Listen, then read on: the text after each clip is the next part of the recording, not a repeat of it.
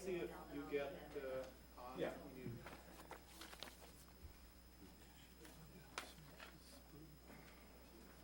You mocking me with pizza? Cruel, cruel. Good. How are you?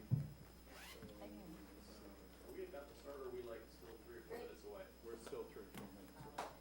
A pizza run would take longer than that. No, caffeine fix. Just as bad, but not as filling.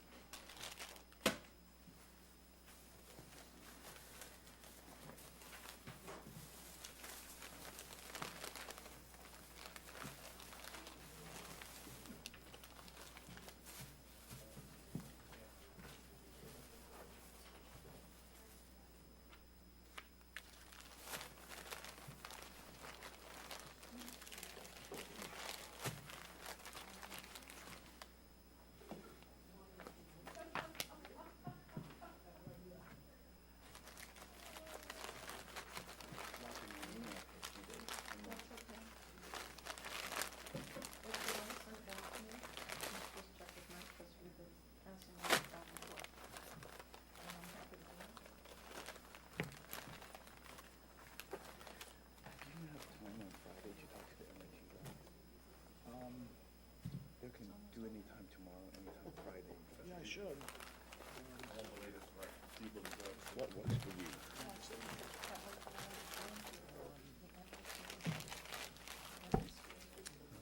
Tim indicated he wasn't coming. Town meeting tomorrow, and they see meeting at 6. What if we met at town hall at 5? Yeah, tomorrow? Yeah. I can see. Does that work?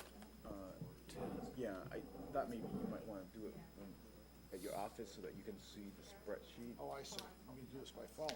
Yeah, because I think Oh, for you might be, I don't know. Okay. Will it be easier? It's up to you. So what do you do with Yeah, maybe that makes more sense. we add up all the numbers and see if it comes to the right amount? Well, in that case, I have to leave at 5, so you want to do it at, say, 4? It was research. 4 tomorrow? Yeah. So we'll just all call in, I'll call your office or something. I'll send you an email with a conference bridge on. Okay, and then we can all call. Yeah. So I'll tell the guys to plan for 4 p.m. call, and maybe if they can send the spreadsheet ahead of time, Yeah, they need to send it. then, okay. To you too, for that matter. What? We all have to be singing up the same song sheet. Yeah, but if, School populations for 6%. Already a non-functioning there, maybe. All right, why don't we get started? Tim Sullivan has indicated that a family emergency arose. He will not be joining us. We certainly have a quorum, and I suspect we may have 1 or 2 additional people coming in as we get going. The first item on the agenda is the approval of minutes. Minutes from April 9th and April 16th were circulated. Are there any comments, corrections, or changes on either of those? And Kevin, I did get your comment and incorporated that. Okay, do I hear a motion to approve the April 9th minutes? Okay, Oh, I can't vote. all in favor? Any opposed? Okay, April 16th minutes. All in favor? Any opposed? Okay, it's unanimous. I can't vote for April 9th either. Okay. Okay.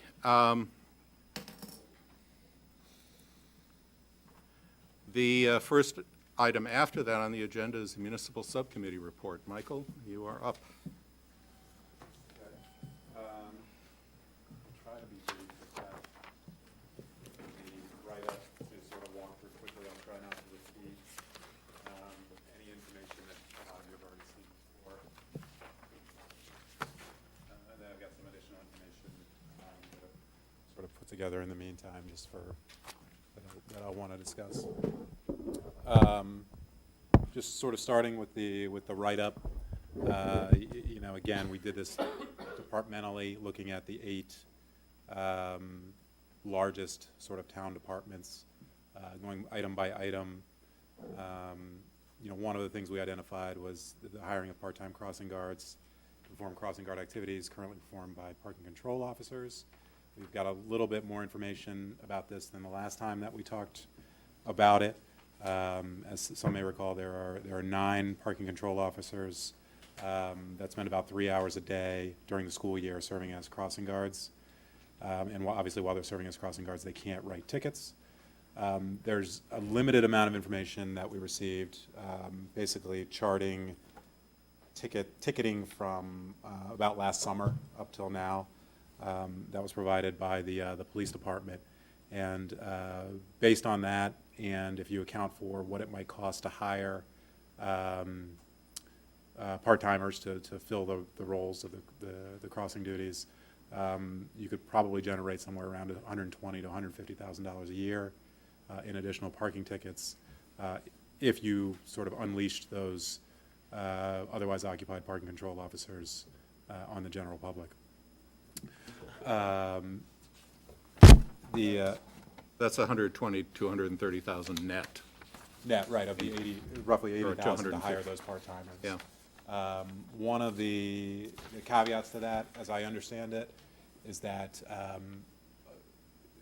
because these folks have the duties and they're part of their job description, you couldn't take them away without going to the union about it. At least that's the way it was explained to me. Now, that doesn't mean that you can't, if they leave or retire or whatever, that you can't replace them with a part-timer. You don't have to necessarily give those duties to another parking control officer, but it could only be through that attrition process, the way it was explained to me. Your estimate is based on the current parking fines, right? Not on the possibility of higher? Right, exactly. It's just factored based on what we have right now. Even, I mean, as I understand this one, this isn't something that would be an option that we would necessarily include in the override number because it's longer term. Is that right? I would agree with that, yeah, because of the nature of replacing those folks. I think there's one open position now that the police chief intends to fill with a part-timer, but when he'll be able to fill the other 8 positions, we don't know. The sort of second item, and I'll sort of, there's a couple different bullets here, but we'll sort of clump them all together, having to do with police details. Again, we've got a little bit more information. As you may remember, there are sort of 2 types of details that cost the town money. One is town projects, details for town projects done with town forces, and the others for details for town projects using private contractors. The first is a much smaller category in terms of expense.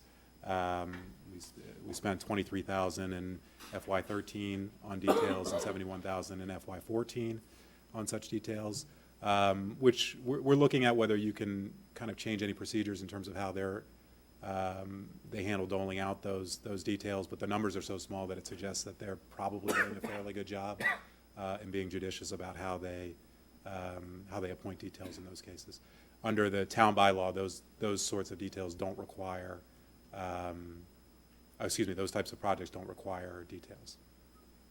These are town projects where the town cop is assigned to a detail? These are, yeah, in this first category of projects, it's town projects that are done with town employees. So if it's a project that's done, let's say it's filling a pothole, that's done by employees of the Department of Public Works, as opposed to hiring it out to a private firm to complete it.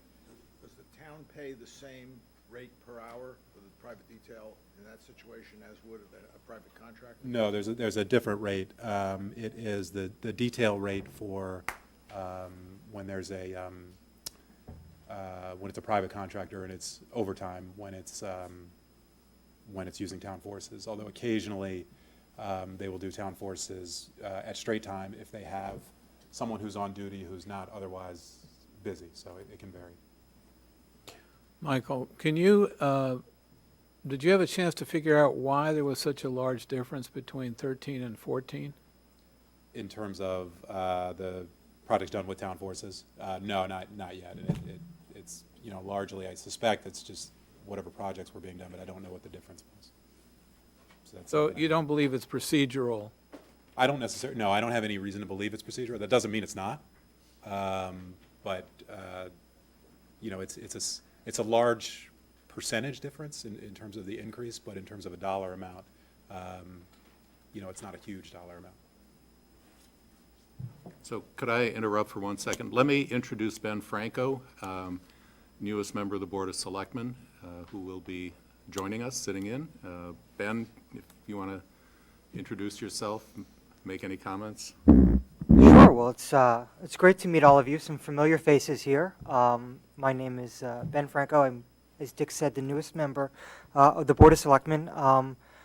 There was a sense that that I might be a valuable resource to have a current member of the board here as you sort of finish your process, draft your reports, and happy to be here and answer any questions you might have. A little bit about my personal background. Grew up in Brookline, grew up on Amory Street, went to the Brookline Public Schools, and immediately preceding my service on the Board of Selectmen, I spent 5 years on the advisory committee, chaired the Administration and Finance Subcommittee of that larger committee. So, again, a pleasure to be here. Happy to answer any questions, and that's all I got. Welcome, thank you. Thanks. Okay, sorry to interrupt. Oh, no problem, no problem. So the second type of police details, as I said, are those for projects that involve, town projects that involve private forces.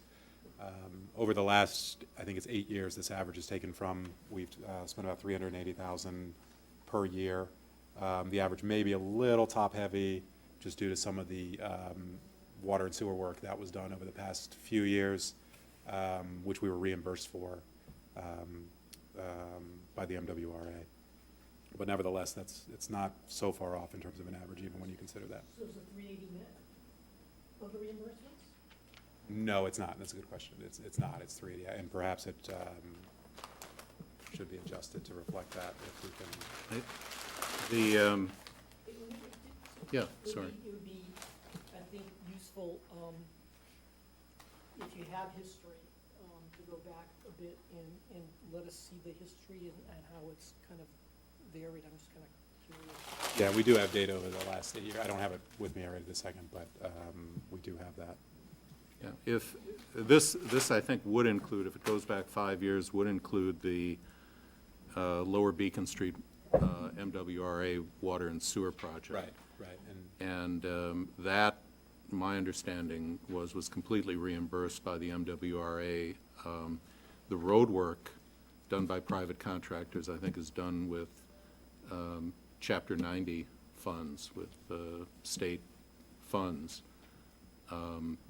So I think it probably is important to pull out what the net, if any, is to the town. Okay. out of No, this I agree. amount. We'll try to do that. Even, you know, if you look at, and these numbers, this average is from 8 years, even if you look at the numbers in which, Okay. or the years in which that MWRA work wasn't going on, it's still a few $100,000 a year on average. These sorts of projects are required by town bylaw to have police details unless the requirement is waived by the police department. Theoretically, well, not theoretically, you could modify the town bylaw to eliminate that requirement and treat them the same way that you do projects done with town forces. You could argue that they're not necessarily that different, and if the town is able to determine the other town departments are able to determine when details are really necessary for situations in which town forces are doing the work, they should be able to do so for private forces as well. The police department has expressed some concerns that they think that there would be a decrease in safety if you did that. I don't think we would necessarily advocate that you do that in any sort of blanket sort of way, but there may be value in savings in terms of taking the discretion out of the solely, you know, out of the hands of the police department. But is that a collective bargaining issue, or is that something that could be accomplished without You'd have to change the town bylaw in order to do it. but- Bylaw change, but not a not a collective bargaining change. Right, exactly. So if you took it out of the hands of the police department, where would you put it? Like the transportation board or something? Or- You could, it's a good question. I mean, I think there's a number of ways you could do it.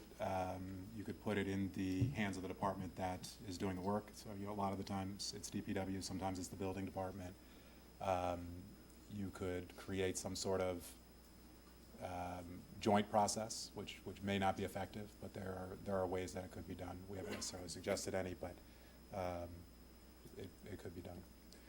Understanding what the magnitude of potential savings is difficult because, one, it's on a year-to-year basis, you don't know what projects you're gonna have.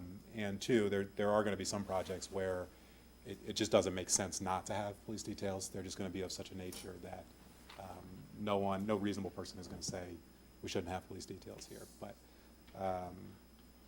it doesn't necessarily have to be an all-or-nothing approach in terms of police details. Another option, and this has been talked about a lot over recent years in a lot of communities and statewide, is using citizen flaggers, civilian flaggers instead of police details. We would also need to modify the bylaw in order to do that. We would have to pay these folks prevailing wage if we did that, which would limit the savings that could be achieved.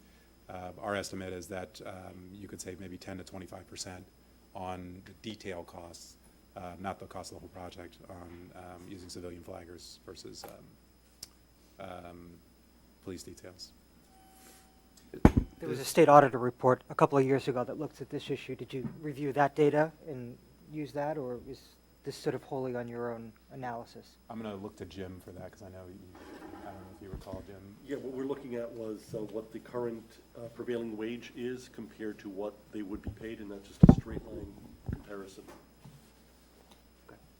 Is that, so to put the bullet above together, the police details for town projects, that would be 10 to 25% of the number in the bullet, the second bullet above this, and some net number in the bullet above it. I think that's a fair estimate. Assuming that you're having civilian flaggers 100% of the time. Right, And never having okay. a police detail. Okay.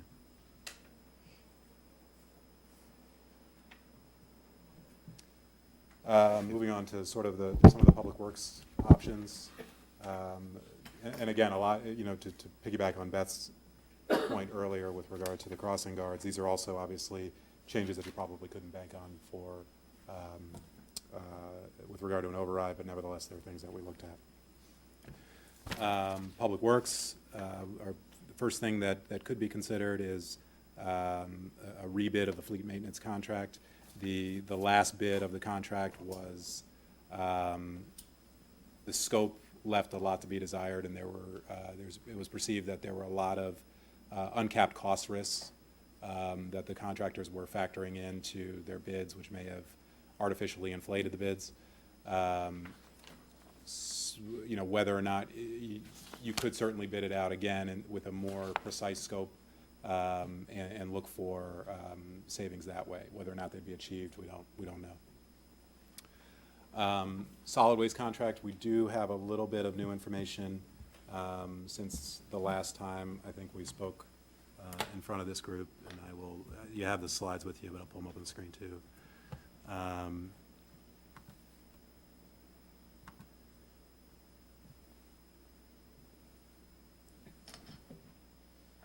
So, the DPW commissioner and the rest of the DPW staff have reviewed the bids that they've received for solid waste removal, both curbside and the hauling. Commissioner Papasergian indicated to me that he was going to recommend, and I don't know whether he's made that recommendation already or not, that he was going to recommend to the selectmen that the town reject all of the bids, because none of them would really provide any significant savings. They wouldn't be cost effective. However, he did indicate that he was going to recommend that the town move to an automated toter collection system sometime in the next few years. change the curbside pickup schedule from 5 to 4 days. And by doing that, he would eliminate the Saturday pickups on weeks in which there's a holiday, which would cut down on the overtime that needs to be paid to those workers. And by going to an automated toter collection system, you could reduce the number of men on a truck. And in the write-up, I put a little bit about the savings, but this chart sort of shows how the savings would go over, that's a 10-year period. Why does it go, sort of up, down, up again? Because, it's a good question. In the beginning, assuming this year, if it was implemented, one, it'd be a shortened period presumably. And there are certain purchases, and this goes for the second year as well, there's certain purchases that you need to make in terms of equipment and other sorts of decisions that would actually cost the town money in the short term. But over time, you would reap these additional savings over the life. You'd be buying the toters, Lee, and buying trucks with the lift capacity. So if these things were bonded, we could avoid the FY16 negative. I'm thinking in terms of the timing of tax increases. Do you have a sense? Is this because we're planning to pay cash? The negative FY16? I assume so. I honestly can't, I don't know. That's a good question. Ben, you can jump in. The practice has been to lease, essentially lease in lieu of purchase, and then you own the trucks at the end of that period. And- Yeah, yeah, but a much shorter time period. Just wondering on the negative whether, it looks like there's some big purchase there. What's the useful life of one of those machines? How often they need to be replaced? Do you know? Don't know what the schedule It just is. strikes me that it's an awful long time for a truck. But it may assume there's some replacement during that period. Here, we turn the microphone. Oh, yes, sir. Sort of similar question in terms of just understanding the numbers. There's almost every year there's a very small change except FY18 to 19 where it jumps up to 300 and then, sort of slow crawls, and then we have another big jump of 100,000 and then slow crawling. Do you have was there any indication of why there's sort of those little bump ups? I don't know, but I can try and find out. That may well be a new truck. I was about to say that may be reflecting exactly what we're talking about, that there are sort of things being purchased at certain points, and then Right. 1 year, or the lack of a new truck could be like, oh, in that year we don't buy It's one. more like the lack. It's Yeah. almost like it's coming off lease. Right. Yeah, It looks like. yeah, it does look like suddenly your costs it's either you're not incurring a cost that you sort of, okay, we're buying something new, buying something new, this year we don't, or it's coming off the lease, yeah, and you, I suspect, yeah, it is. so it could be It's a like new truck 3-year, is yeah, 3-year leases. yeah. Here's a stupid question. Last time I looked, I had to buy my own trash barrels. Why can't we make the residents buy their own toters? Okay, we'll suggest that, Lee. It doesn't seem that out of line. It's something you're gonna use. It replaces something you would otherwise have to purchase. Probably tied to the make and model of the device that empties it, so. Well, you provide a specification and, you sell it to them, I suppose. Yeah, they'd be buying something. I mean, either way, they're gonna have to be delivered to the resident, so essentially you're saying, why don't we charge a fee when they're delivered? Yeah. Say, okay, we're going to this system, we're gonna deliver you these new trash containers. How many you want, and they're gonna cost you X dollars each. We're getting into the weeds. If we go Yeah. to 100% recovery, then covered. The other factor that plays in that, my understanding is that if we buy smaller toters rather than bigger toters, we get some reimbursement from the state for the smaller toters, which I guess are designed to encourage people to put out less trash. So, Makes a lot of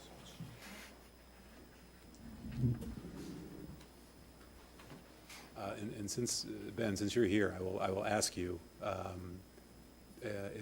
what is the status of the commissioner's recommendation? Has he actually made the recommendation to the selectmen? I have not seen the recommendation. I heard that it's coming down the pike in the next couple of weeks. I anticipate, sort of after we conclude town meeting, we'll get into this discussion. So in the next 2 weeks.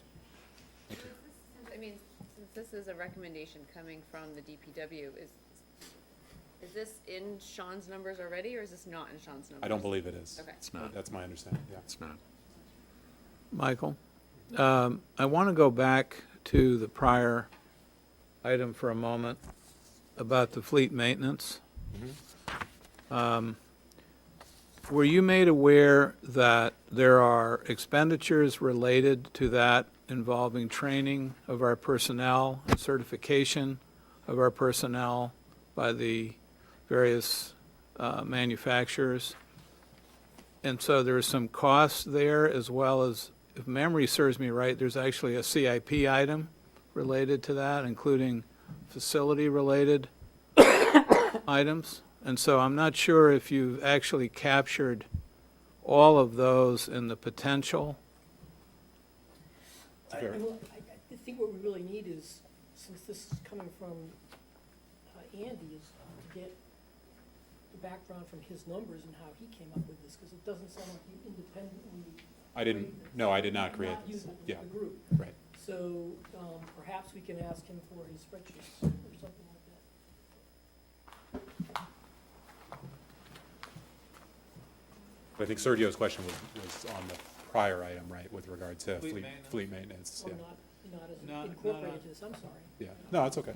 But I think it's a good question, and I think maybe there does need to be a little more meat on the bone there in terms Yeah, of. I mean, there's just, I know that we spend now to support our fleet maintenance in various ways. And if it disappeared, there'd be other kinds of savings, maybe, I'm just not sure. Right.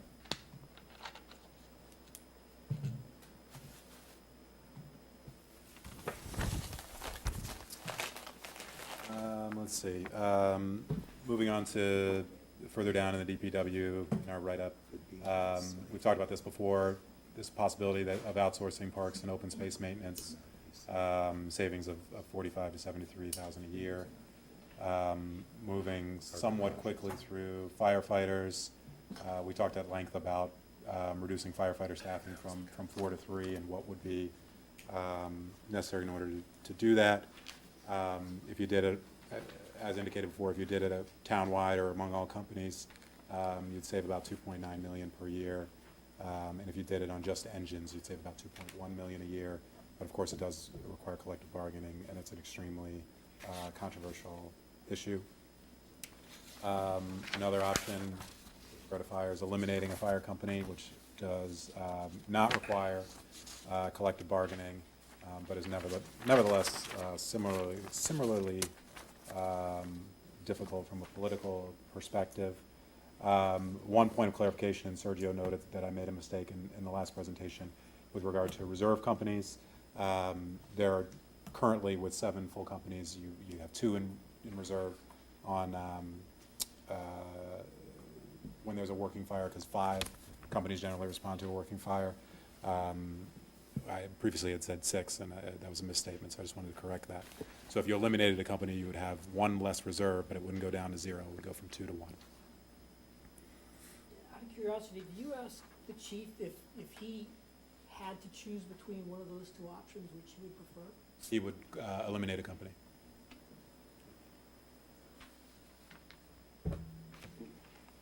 When we talk about the scenario where a company is eliminated without a significant impact on response time, are there any other identified negatives associated with that cleosure? Yeah, you could arguably lose that. The scenario that was modeled, just to be clear, with that regard, was a modification station 1 here in the village, which you would take the ladder truck and the engine there, and you would replace them with an apparatus called a quint, which can operate as A ladder or a truck? Yeah, exactly, but not both at the same time. So there's a potential loss of ladder capacity or arguably engine capacity, but it'd be more likely that you would run into a situation where you could have a loss of ladder capacity. Right. If you had a fire within the vicinity of Station 1, because it's possible that that Quint is going to be the first responder, and more likely than not is going to be functioning as an engine. There's only one other ladder in town, so, you know, if that Quint is functioning as an engine, you're not going to be able to, it's going to be difficult for you without a mid-response switch to Right. sort of convert it to a ladder. So essentially, the response time doesn't fall, but the effectiveness of the response could. Possibly, yeah. And it's the chief's opinion that in order to fight a structure fire of any size, you really Yep. need two ladders. Two ladders, in yeah. order to- The other question that we ask is what the impact of a Hancock Village would be.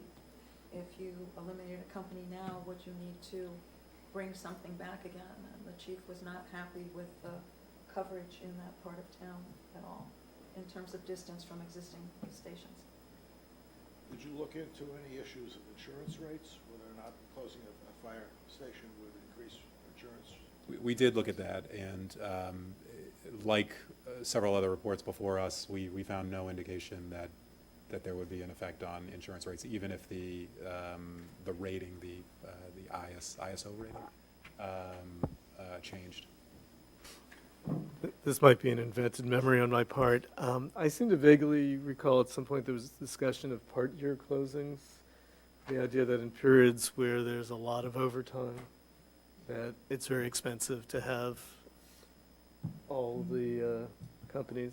Was there any discussion of that? We didn't actively discuss that. I mean, it's certainly something that could be considered. You know, I thought about that a little bit. I mean, I wonder if it would really affect how much staff you have to have, which is the real cost driver, you know, because during those months where you need to have, you can't just lay those people off or hire them part-time, but.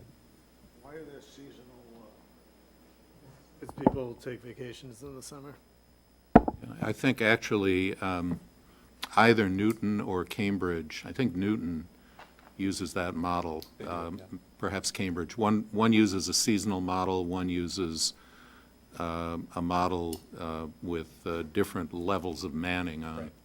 Yeah, Newton does. So, I mean, 4 in the and winter. it's not a matter of closing down a company, but it's a matter of changes in manning. But I think the same logic might be applied to, arguably, to having a company in place or not in place. Right. And we could think about that. I don't think it would be a difficult analysis to sort of try to think about it to a degree, whether we could do seasonal manning or something like that.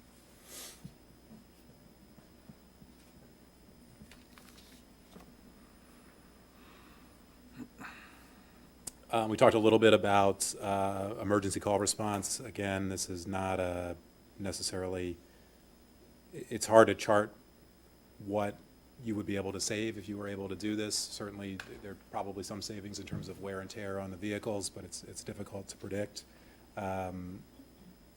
There is evidence that of the cities that have, some of the large cities that have started to do tiering, that they haven't really seen an adverse effect on that.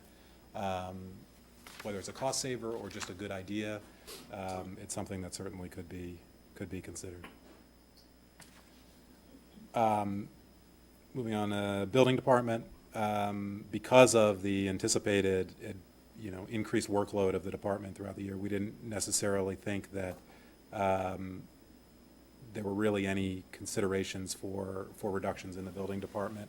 There are a couple items from the 2009 efficiency report that weren't implemented, but again, due to that increased workload, we didn't determine that it was necessary to push for those to be completed. And they did incorporate a number of other efficiencies from that report as well. Library, the most palatable option from Chuck Flaherty's perspective was a small reduction in book funding. They spend about $500,000 a year in book funding. A reduction of $50,000 was seen as something that wouldn't necessarily significantly impact the quality of the library. Certainly, a larger cut could be considered. We took a little bit at the closure of Putterham, as you all know. We only really have numbers for savings on salaries and benefits for the full-time employees there.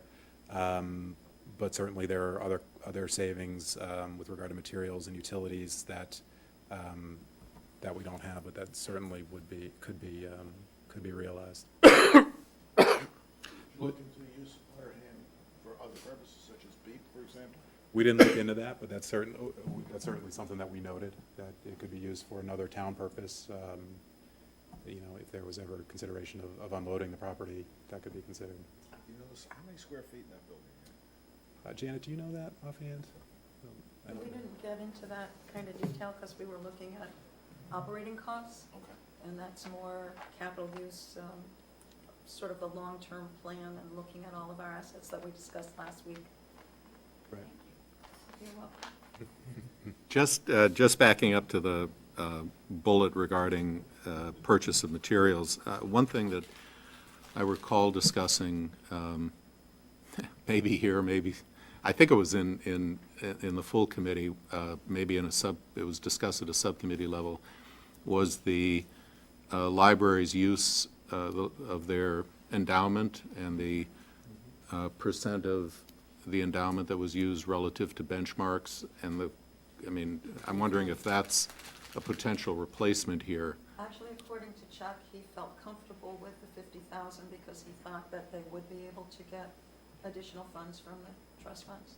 Okay. Oh, so, Okay. so the 50,000 number is not saying we think lowering our expenditures by 50,000 wouldn't have an impact. It's basically saying that's an amount we could cover from the endowment. Well, it's, is that- yeah, I mean, you could construe it both ways. I'm not trying to construe it. I'm just, Yeah, yeah. it sounded, I mean, there's a difference between saying, okay, we spend 500,000, if we cut 50 from it, we'd still be able to do the stuff that's really important. And saying, we cut 500,000, we could raise the 50,000 elsewhere, so if you cut it by that, it won't have any impact. And I it think it's a sounded like it's combination and somewhere in between. somewhere in between. Yeah. That his hope would be that it would be covered. The trust funds are now used to supplement the town budget for materials and other things. Right. How big are the trust funds? Total value, most recent, is about 4 million, what the actual corpus is, and how it breaks down, and if there are individual restrictions within that amount, we don't know. Was it at a subcommittee level, or was it here at the full committee that there was some discussion of We have to be careful. how much, the nationwide, national nonprofit benchmarks and how they were spending So relative? the revenue subcommittee. Okay. said They're at 3.2, and sort of 4 to 5 is what's required of a private foundation. 4 is what you typically see in educational institutions, and so, And I think nonprofits tend to budget around 5 if they're lucky enough to have an endowment. and so the revenue subcommittee, I've got Alberto's spreadsheet in front of me here. If I could only read without my glass, said at 4%, it would be an additional 33,750, and at 5%, it would be 78,750. But as Beth was just whispering to me, we have to be careful not to double count, right? If they're saying they can take a $50,000 cut because they can raise their revenues, We shouldn't also say, and they can raise their revenues, so we get to Right. win-win. In the case of private foundation, the 5% threshold is actually, especially if you look at the actual tax form, the Form 990, it's set as if the minimum the expectation is that the foundation will minimally generate a 5% return on its corpus. In other words, it's not, although in recent years it hasn't worked out that way in many cases. But the anticipation of the tax code is that you're not dipping into the corpus, you're only using Right. current earnings. And that certainly had been true in past years, whether it's, currently true is unclear.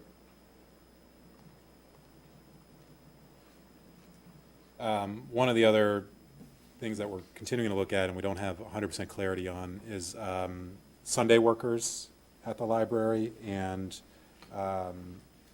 what sort of either overtime or bonus pay they get. We were initially told that they generally are paid at an overtime rate on Sundays, even though Sunday is part of their sort of regular shift. Since I drafted this, and I haven't changed it since, we do have a comment of or a copy of their union contract. I've taken a look at it. I'm not sure that's quite correct, even though that's what Chuck indicated. I think there are certain times of year where they get higher pay on Sunday, but I'm trying to get some clarification on that. Now, the way the contract reads, if people who were hired prior to 2002 would be entitled to overtime on a Sunday, people who were hired after that time could have as their regular 37-hour, whatever it is, shift, would include weekends. And when I looked at it, I actually sent something to Alberto, because he'd sent me the information from Chuck, that we do need to follow up and make sure we understand it. Right. The whole overtime line in the 2015 budget is about 50,000, and that wouldn't just be for Sundays. So not a huge amount of savings. It might come down to a recommendation that they continue to prudently monitor overtime hours to minimize cost. Janet, are the libraries distinguishing between the pre-2002 and the We post? don't know. We just got the contract late last week. So we started to look at it, and we haven't had a chance to talk with each other or Chuck. Okay. Does the market require, separate and apart from the just in terms of the labor market, does it require that people who are assigned weekend shifts be paid more than those who work on Monday to Friday shifts? In the law or the? No, just in terms of There's a- supply and demand. Oh. There's an hour differential, a shift differential in their budget, but I'm not exactly sure what that's about. I don't know, only because if you look at something like a hospital, which is a 24/7 operation, people are hired to normally work weekends, and that's their regular schedule. So they also have an awful lot of part-time workers that help fill in on those days that regular staff might not want to, but we don't have a breakdown as to who was hired post the revision in the contract. So we still have some work to do on that.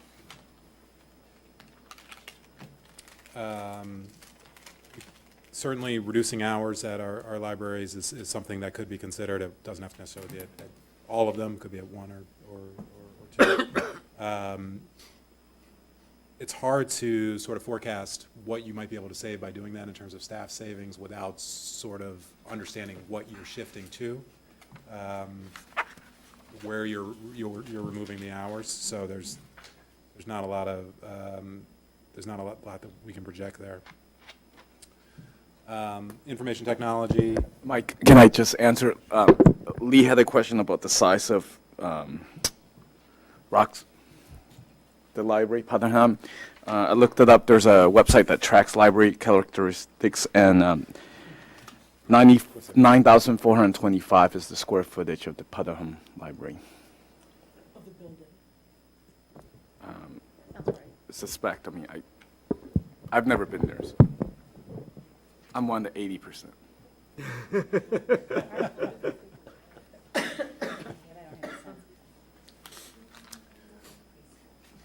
Information technology, there are a number of things that we've identified that we think could result in some savings. Increased training, the outsourcing of some help desk positions. And in addition to that, clarifying the governance of the help desk and the relationship with the towns, the town IT with the various departments, we think could be helpful, even if it's not necessarily a cost savings happening.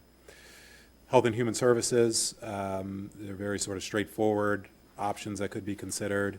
And we've talked about these before, reduce or eliminate the Brookline Mental Health Center grant. The grant at $167,000 is about 3% of the health center's budget. Eliminate the community health manager, it's very small savings, $37,000. Eliminate local daycare inspections, again, very small savings, $28,500. And then, rec, we've sort of, I think, deferred in a lot of ways to the cost recovery efforts of the revenue subcommittee, but we do continue to have a note in here. Now, one of the things that Obviously, we focus on very specific things in a lot of ways, and after talking to Beth and others, we realize that there's also sort of, at least on the school side, there's sort of a blunter tool being considered too, in terms of just sort of straight cuts and consideration of those cuts. And in order to be consistent with that, we've started to take a look at what that might mean on the town side. In addition to, or, well, I shouldn't say in addition, but one of the advantages of that versus some of the very specific options that we've identified is that we're not trying to become experts on the departments in terms of where they can or cannot reduce their budgets. In addition, we don't necessarily have to tackle, if you were to consider these cuts, you wouldn't necessarily have to tackle the very obvious political issues, like you would say if you were saying, you know, we want to eliminate a fire company, we want to do some of these controversial things with police details, et cetera, et cetera. So we've put together a couple slides. These are meant to be sort of examples only, not necessarily. There's lots of different permutations you could consider when you look at the town departmental budget. With the, you know, if you carve out a few reserve funds, the town departmental budgets are roughly about $65 million, and they're divided amongst a couple categories. This is just a snapshot showing of if you reduce those by 1%, 5%, or 10%, what kinds of levels of savings that you're talking about. Again, I mean, these don't necessarily need to be applied on a town-wide basis, and you can mix and match among departments, and we've done that on some of the subsequent slides in terms of showing some of the department breakdowns. But there are sort of some options to consider if we do want to sort of plug in this blunter tool into Beth's model. How much of these departmental costs are driven by support to the schools? For example, utilities, does that include? No, these are only town departmental side. This is only town side.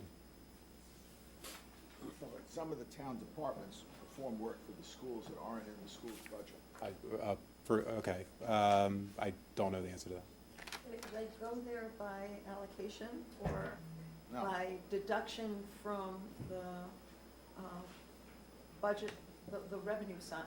So if the town were gonna give the school, I'm just gonna pull numbers that are gonna be ridiculous out of air, $60,000, and there was $3,000 worth of services or benefits or anything else, then they would get $57,000. So it's not No, that's part not of the school that's budget, but not it's the way- calculated in the allocation. I don't think that's the way it works. I mean, there's of the 86 million that's allocated to the schools, there's another almost 37 or 38 million of town costs that are not in the school budget per se. So a lot of that, some of that's things like pensions and so on, but other, you know, also included in there is DPW services and. Right, but those costs are deducted when Sean factors the allocation. So he has a total revenue line, he has a very involved formula of costs that are shared, 50/50 So town and these school. costs are net of any allocation to the schools, is what you're saying? I guess they're the departmental budget. So. Yeah, we can. Looks high to me, if We- that's the case. We can ask Sean whether that is. I mean, these came from the FY15 budget projection or budget plan solely from the departmental side, town departmental budget side. But we can ask Sean to clarify whether if any of those numbers contain costs that are being incurred as a result of services provided to the schools.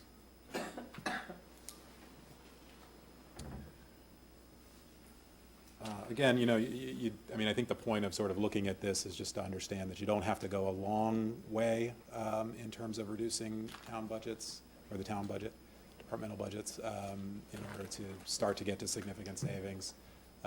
Even at, you know, split the difference between 1 and 5. If you're talking about 3%, you're probably talking about $1.5 million if you go town-wide. And, you know, if you sort of start looking at some of the departments, And these are, I've organized these by the larger budget subcategories rather than the individual departments to avoid having 15, 16, or 17 slides.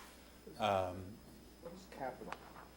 Is that CIP? No, it's equipment. It's actually capital. Computer, it might be computers, might be DPW, might be trucks, might be, So it's the revenue driven, the revenue funded CIP, or is it something else? It looks low if it's the revenue funded CIP. I would look to my other colleagues to sort of, I'm pretty sure that capital is like small I don't believe items that it's, and not things included in the CIP, which is its own category. I think I think that's correct. it's capital expenses that are in the operating budget, so it's Xerox machines, Okay. those sorts of things. In A and F, and these are, Selectmen, Human Resources, IT, Finance, Legal, Advisory Committee, Town Clerk Planning, and Community Development. Again, if you're looking in that sort of 1% to 5% range, in terms of total reductions, they're not outlandish, I don't think, in my mind, but you can sort of determine for yourself whether you think they're reasonable cuts or not reasonable cuts to consider. Just an observation that most of this is personnel, like wages. Yes, and that's a good point. And when you look at the personnel numbers, and Beth and I were talking about this a little bit the other day, it's doesn't automatically mean layoffs. It could be attrition, retirements, that you're not filling those. If you were to consider cuts in those areas, you wouldn't necessarily have to consider that.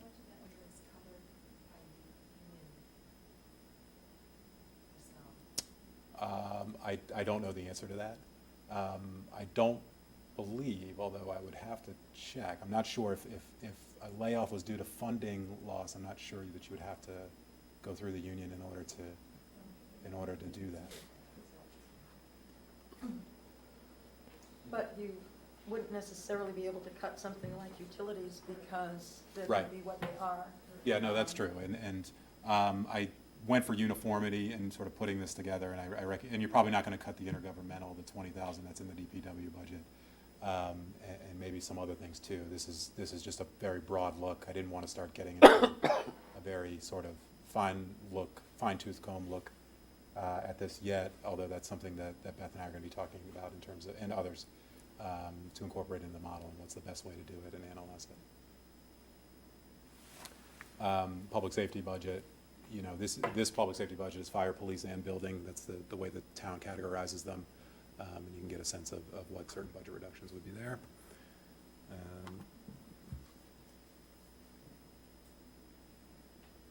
Public Works, same sort of deal.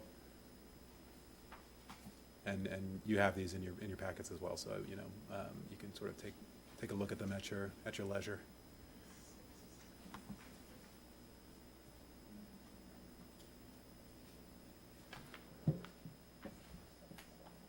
And again, and we're going to be talking about this more, but, as they go in the model, how you can toggle these on or off and what percentages you use are all sort of subject to discussion, and we'll sort of sort through it.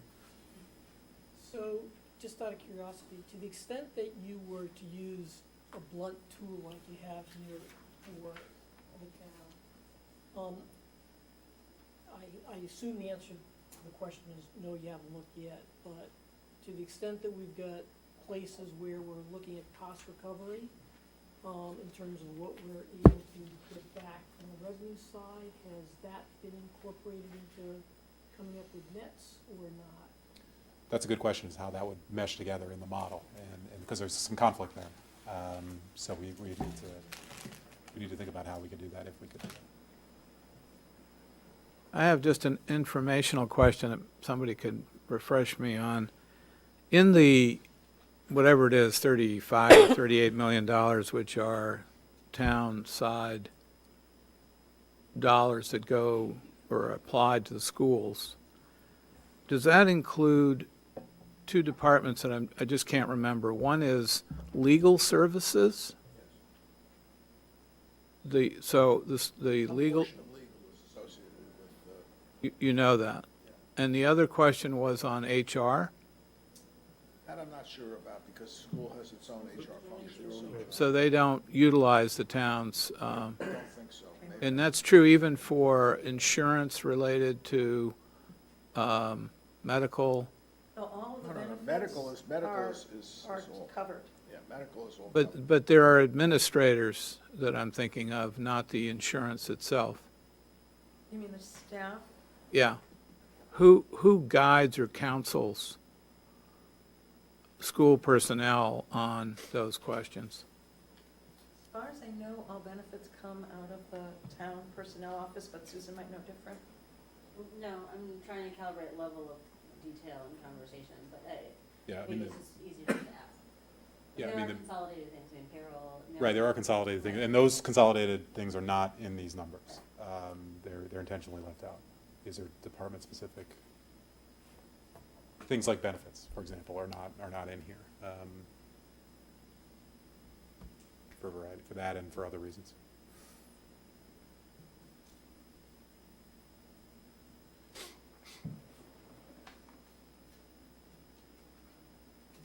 All right, any other questions?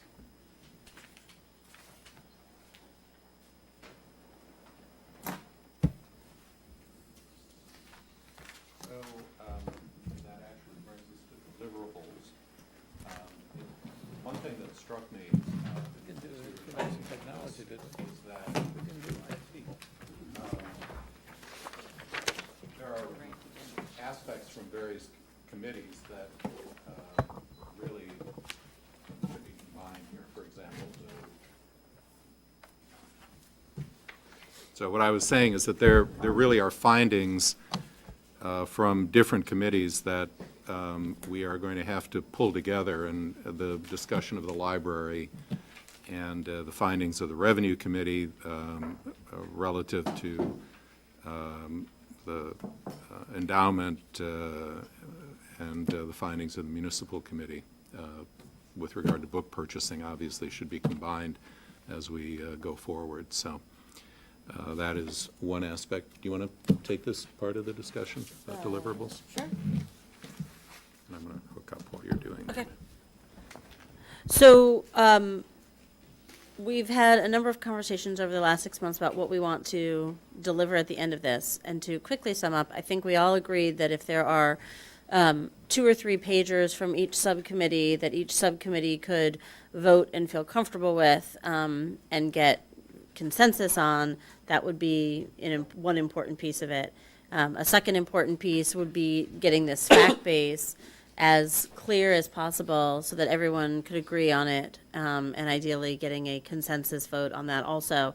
I think the question of whether or not more detail or I think what someone considered work product of the committees needed to get voted. I think that's where, and there were value judgments in some of those, and there was some feedback that people thought to actually get larger documents to consensus might be more complicated, that people did not seem particularly interested in doing that because they thought that, number one, it would be very hard to do, and number two, it would imperil being done in June. And so if individuals wanted to write reports or whatnot that reflected that was one thing, but trying to get the committee to vote on an opinion, people seem to be kind of moving away from that. But we didn't make that as a decision, and since we're in the last week in May, I think it's really important for people to decide what sorts of votes we're trying to aim to structure over the next month or so,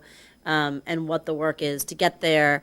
And so, anyway, I will open this up. I mean, we could talk about this for a very long time, but and at some point we might need to vote on the structure of this. We might need guidance from the selectmen on what they want. I mean, there are various ways to answer this question, but I guess if there were consensus one way or the other, we could just decide it and move on. And if there isn't, then we can do something else. We can get guidance from the selectmen. We can try to vote on what we might do as a deliverable.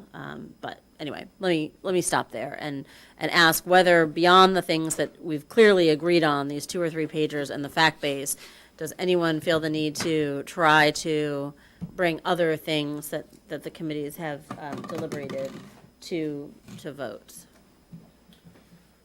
Actually, question on that. So the 2 or 3 pages in the fact base like that seems pretty clear. I guess my question is whether or not we need to, we can keep them separate, subcommittee by subcommittee, or if we need to create one more cohesive, combined report that, takes away the redundancies and tells the full story, between schools, all the things that are interrelated. And if so, I know how there's a path forward to bringing things together on the model for the narrative. I'm not aware of any path forward. Good question. I don't know if there is one. Lee? Lee? It seems to me there are two basic approaches. We can decide on what it is that needs to be covered in the override and come up with a recommendation for what the override should be based on that. Or alternatively, we can look at several levels of override and identify what it is that each would allow us to accomplish.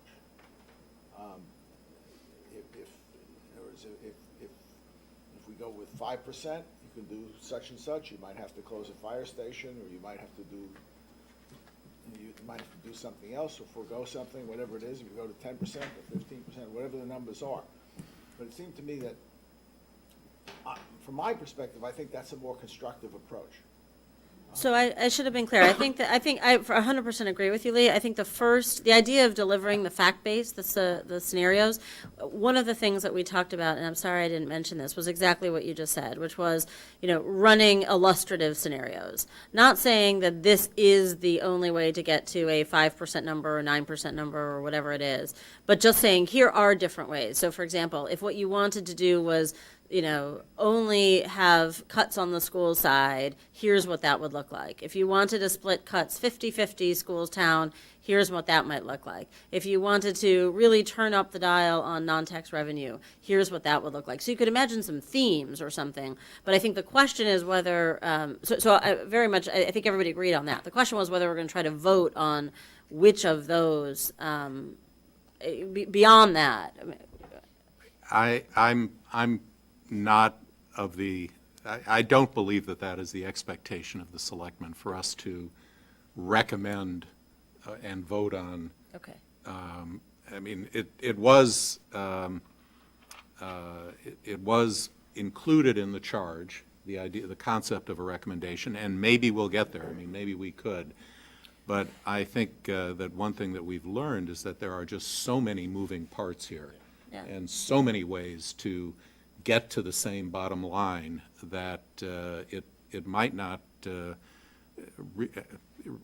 really be a profitable use of time for us to try to do that. Yeah, I think if, Are there other points of view? Yeah. I think I agree with Dick. If we come up with, these are things the town should continue to pursue, but they're long-term, they don't impact the override, like the OPEB issue and some of the union negotiation required things. These are other places you can get savings, and this is how much they are.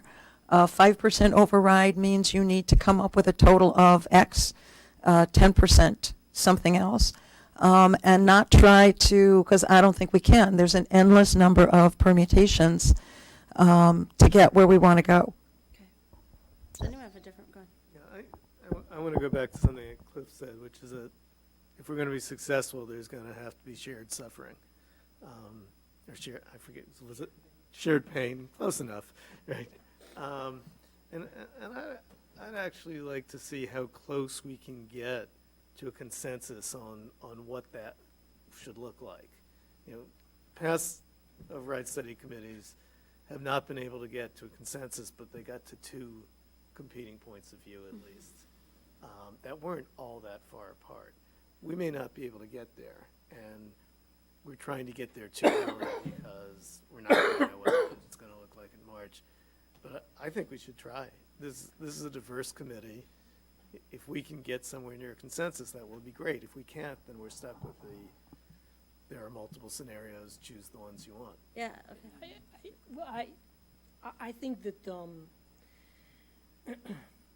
think that the write-ups that we've done so far, have essentially shown there's a lot of stuff that can be thrown against the wall, okay?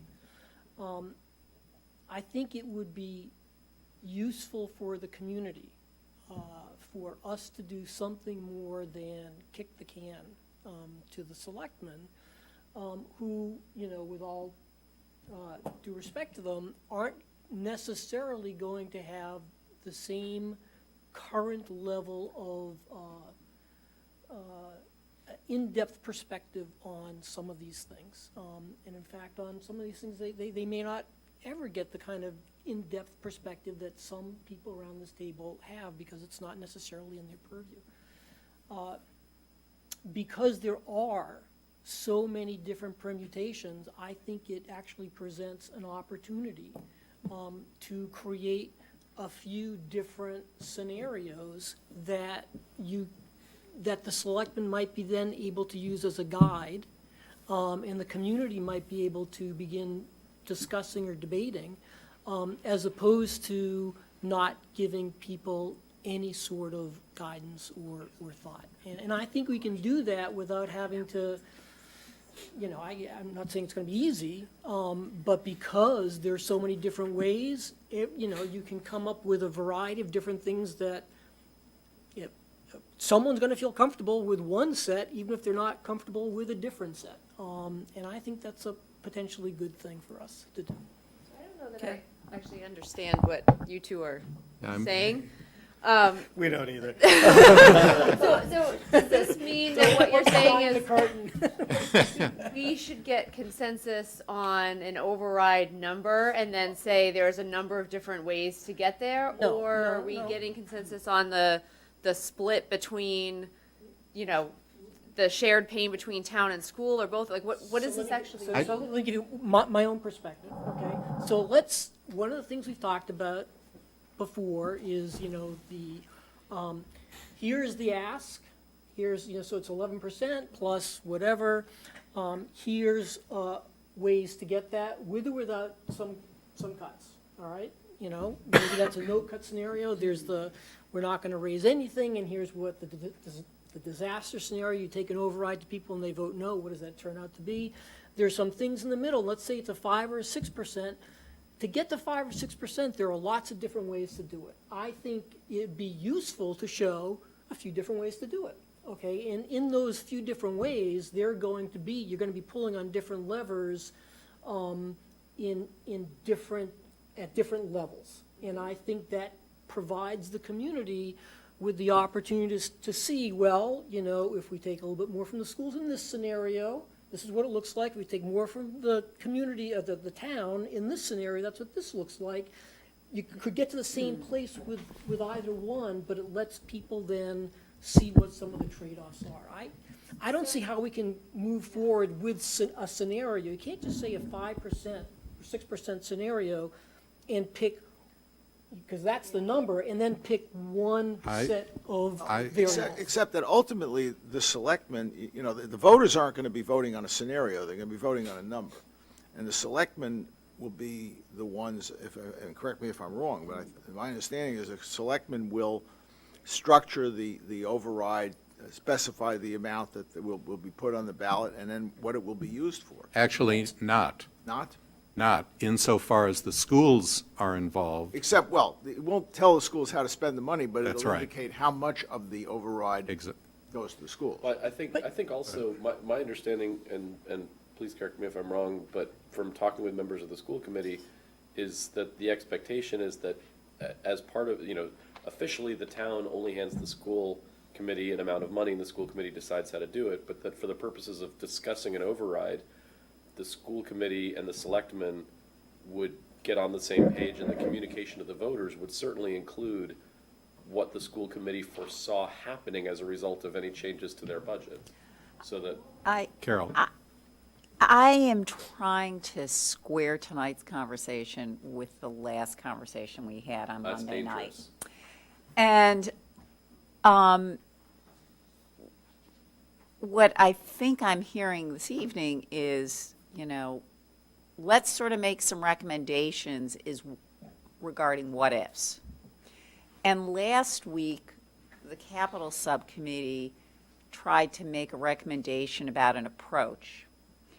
And it got incredibly, well, no, not incredibly, but it got somewhat contentious and left some people very uncomfortable. And I'm concerned that if we couldn't, on that small but important point, agree what our scope should be, I don't see how on all these other things we can come up with some what-ifs. Well, I would hope that in the future, that sort of atmosphere does not arise here. And I think that we should all work to make sure that that happens. I think if we're moving forward with the idea of this is what we're going to try to put together, I would hope that people would understand that that is what is happening. And what I was suggesting was, I think what Cliff was suggesting, and I'm curious, Kevin, about whether you think we should go further and how. And I'd like us to try at least to go further, right? To Okay, see and in what way? See whether we can get consensus that, you know, if we're going to address $6 million through taxes and $5 million through cuts, you know, is that the right balance? Or revenue raises. Revenue raises, right, okay. Yes, thank you. All right, what do we think the right balance is? I don't expect that we'll get complete consensus on that, but I'm hopeful that we can get it down to a couple of points of views. And yes, we will argue and get annoyed with each other, but I think that's okay, because I think we all actually We respect enjoy each it. other.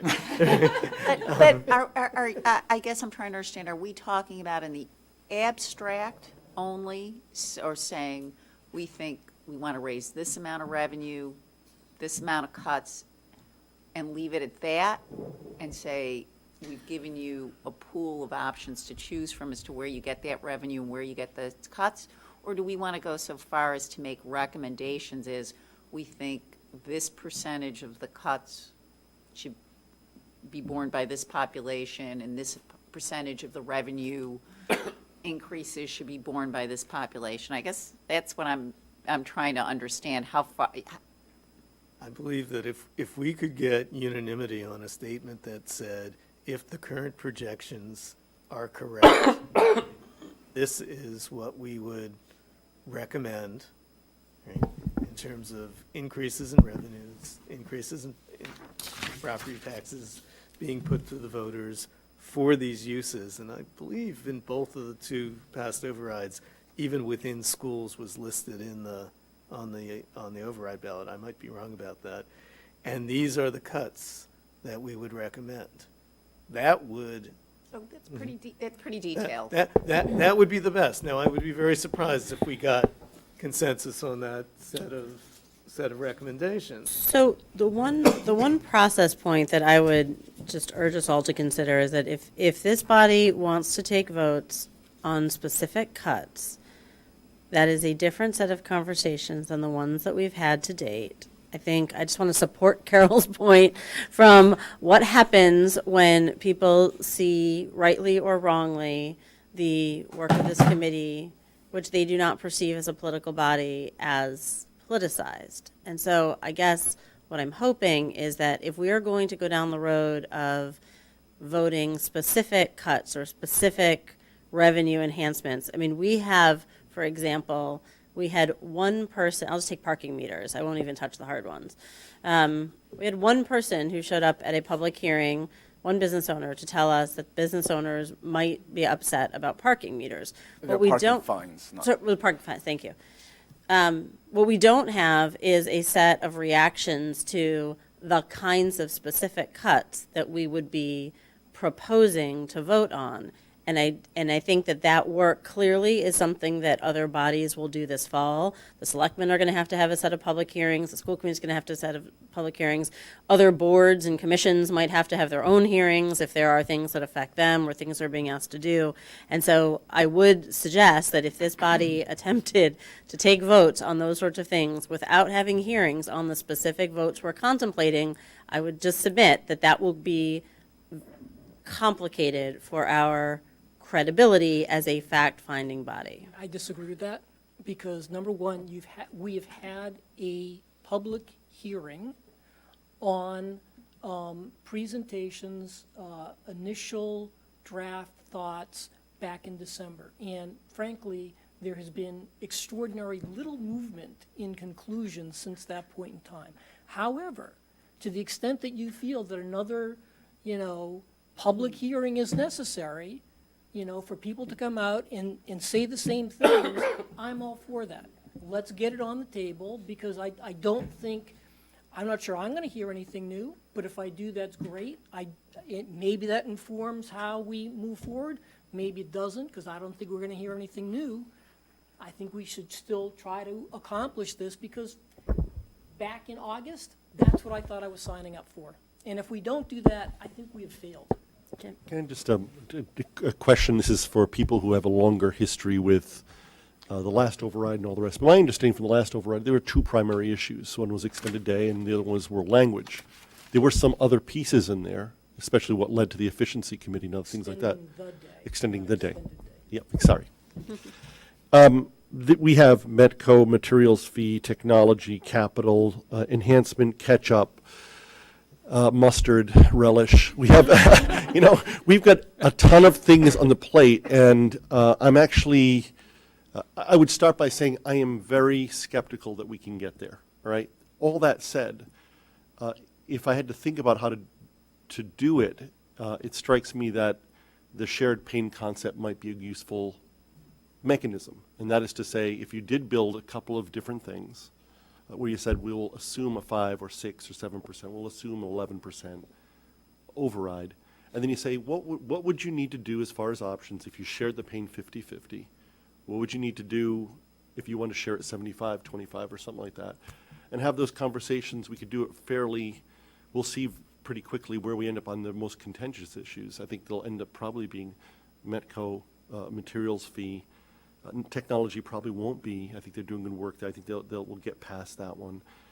Enhancement versus catch-up, what that means, and the capital, those would be really messy. But we probably could figure out on those 5 different variables pretty quickly if there's any opportunity to get past a screaming match, which is fine, right? Which is fine. But I'm just saying, can we get to some sort of consensus? And I guess the final thing I'd say on this is, if we did end up with, again, 5 versus 11, or whatever the numbers are, and then we decided on a shared pain concept, what we could do is provide 3 scenarios to do it, and just leave it at that, not with a recommendation, but just here are some things to help people shape their opinions. And we are divided on those issues, let's say, but we could at least shape them on the broad 5 variables.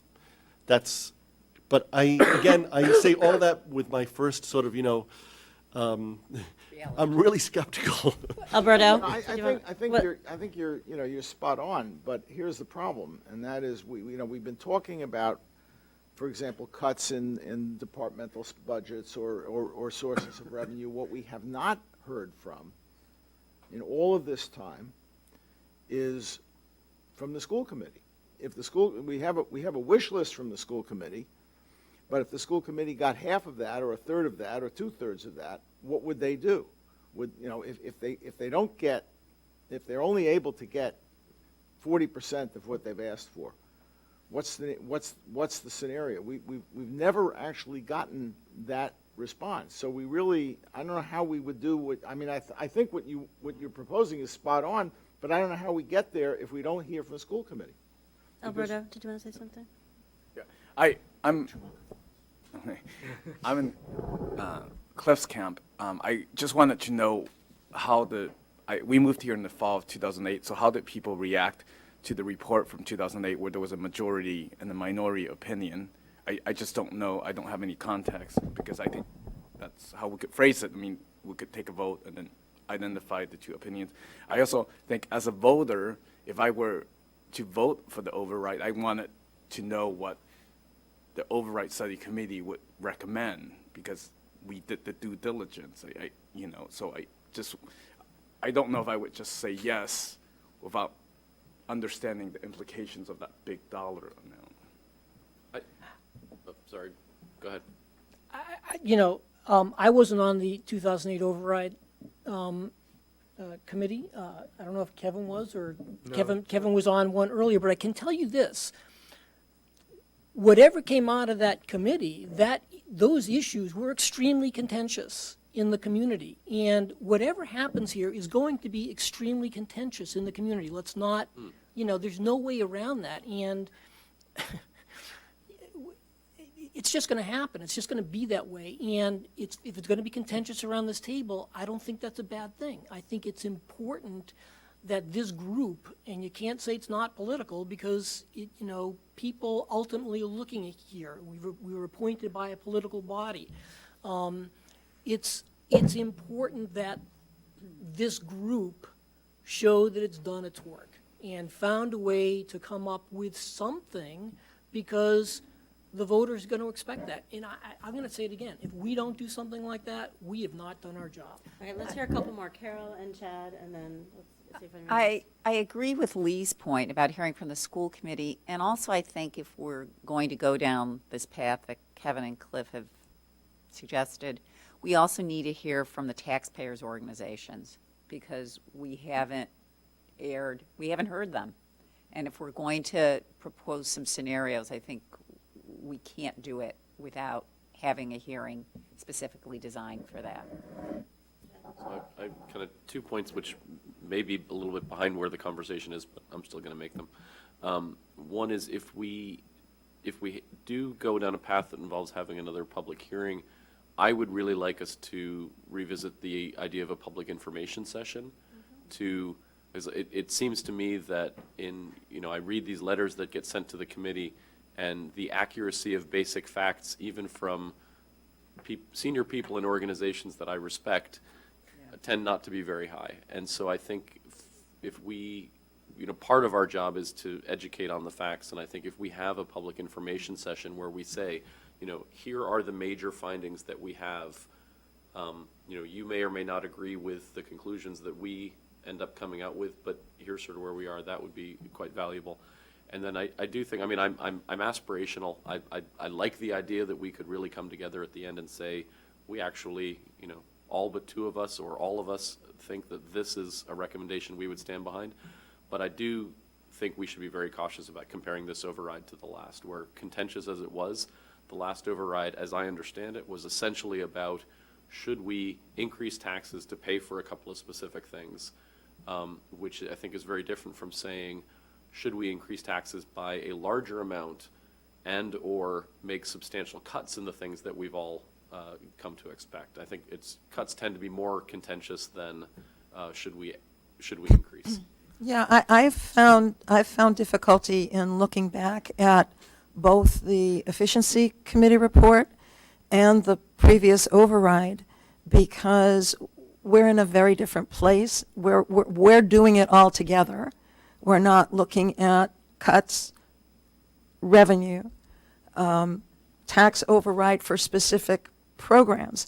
So even in knowing how to write up my two sections of the municipal report, I went back to the EIC, which looked at the municipal budget, and I said, yeah, no help here, because those things have been done, and we're in a different place. So I agree with Chad. I think we need information. I guess my concern is knowing which of the levers to pull. And if we look at what happened last week, and one of the subcommittees is saying we should pull a block of classrooms off the table, that then changes the entire conversation. So I'm struggling with how to have the conversation, not that I don't think it's worth having. Kevin's been on. I'm on one and involved in the second. So in 1994, we came out with a set of recommendations for cuts. We came out with a set of recommendations for procedures, sort of similar to some of the things we were talking about here. Is they'll help you in the long run, but they won't help you in the short run. And we came out with a recommendation for a specific set of things for which we would override. Right?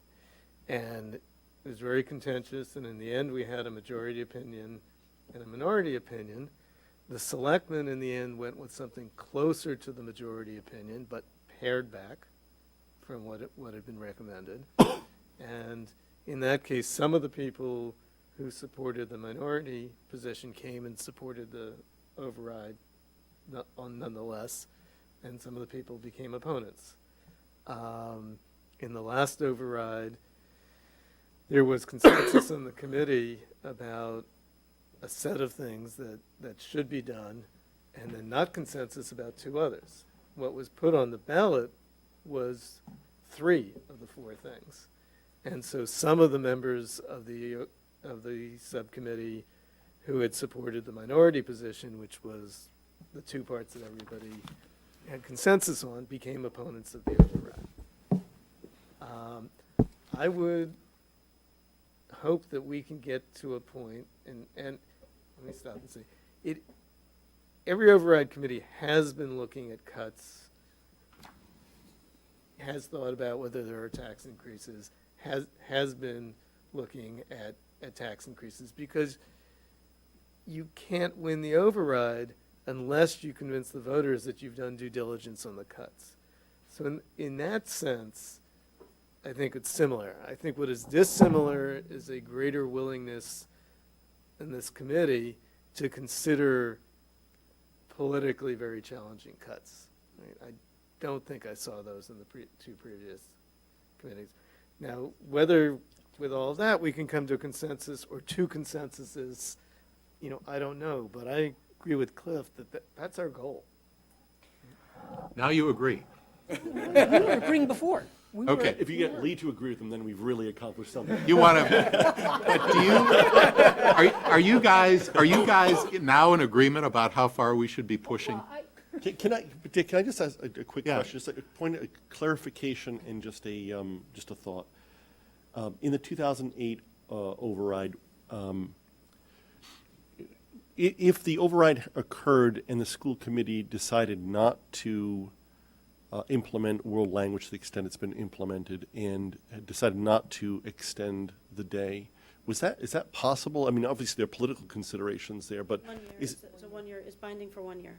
it's binding for 1 year? Yeah, except the one thing is that, I mean. Just wondering how binding. So it's legally. Morally for- binding. Yeah, I was gonna say, right, so legally, so something like, that you can create an override structure like world language that says this money is going to world language, that's binding for 1 year. But I think, to Cliff's point, I mean, the way that things work in this community, we've had 2 operating overrides and 2 debt exclusions in 20 years, which is almost, it's got to be one of the lowest in the Commonwealth since Prop 2.5. And so the reason that works is because there's this moral compact. Yep. And so I think it would be very, very difficult if you were to sort of have a line item like that, which is different from here's kind of our thought. I mean, if this is kind of our thought, a couple of years later, it doesn't really matter. But if it were something like the world language, I would almost say that to the point where you might want to ask for another vote. If you're going to try to get rid of world language at this and of point, you course. can't just No, get agreed, rid agreed. of things. Could I just ask, Is that to fair? share a quick thought? I think here at this point, process probably matters if we want to take on that kind of work, though. And I think That's right. the process, I would suggest the current structure of our current subcommittees isn't conducive to getting that work done. And I don't know what the mechanism is, but one possible mechanism is to cross-fertilize some of the committee members and task folks with taking a look at, again, is it a 50-50 split? Is it in terms of shared pain? What are the right numbers for the override? But the current structure can't do it, and I'm not really sure how we have the conversation about how to create those scenarios, to be honest, unless we create sort of different subcommittee mechanisms. But I'm not saying that's the solution, but I'm just suggesting we have to think about that. Yeah, I was As just far gonna- as the modeling portion of it, the folks who are the chairs of the various subcommittees involved, like, we've already agreed to get together to put the model together and at least, try and show next week what a few scenarios look like. So that the very basic mechanics of that, I think the ball is rolling. I think that from a process standpoint, what is unclear to me is how any sort of narrative gets put together, or any sort of Yes, discussion around what are the votes, and then finally, I don't know that we're all in agreement here on public hearings and what needs to take place from that perspective. Well- Ben, do you want to say something? Or Yeah, you're trying to- I was going to chime in with my sense of what the Board of Selectmen is expecting. We are expecting a sort of menu of options. We are not expecting you to structure the override, come back with recommendations on, here's what we should do about the sanitation budget and whether or not we should bid it out.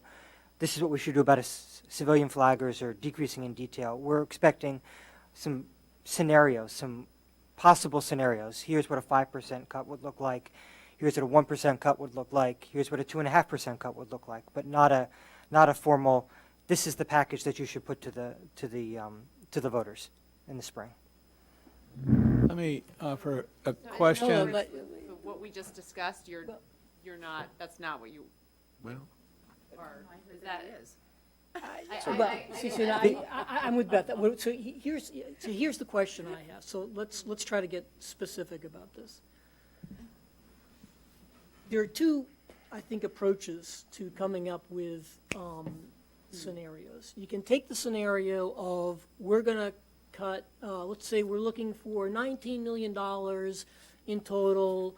We're going to do a debt exclusion for $5 million. We get $14 million of operating revenue that we need to come up with. We can say we're going to cut 5% from everyone from the town budget, and that raises $10 million. We're going to have an override of 3%, and that gets you, $14 million of operating. Is that what you're talking about? No, I'm talking about a recommendation on specific sort of Well, levers Here- that you can pull. Here, I think what, if I understand you, and I think there is some confusion, but if I understand you, it sounds like what you're saying is, if you take this step, it saves this much money. If you take this step, it saves this much money. Here's some options that can get you the kind of, that can get you where you are, and you can use that as a tool to build the final path that you recommend to the voters. Correct. Well, So essentially, you're just not to- looking for recommendations from us You're looking on. for a menu. on A menu, any- exactly. anything. well, there are two steps. There is the menu, or the, having the levers, and then there is putting together some potential ways to package. And the sense that I had was the latter would also be something that you guys are talking about, and I understood the selectmen to be Ben, talking about. Not a recommendation. No, but a Ben, sample. there's a disconnect here, which I really need you to help us understand.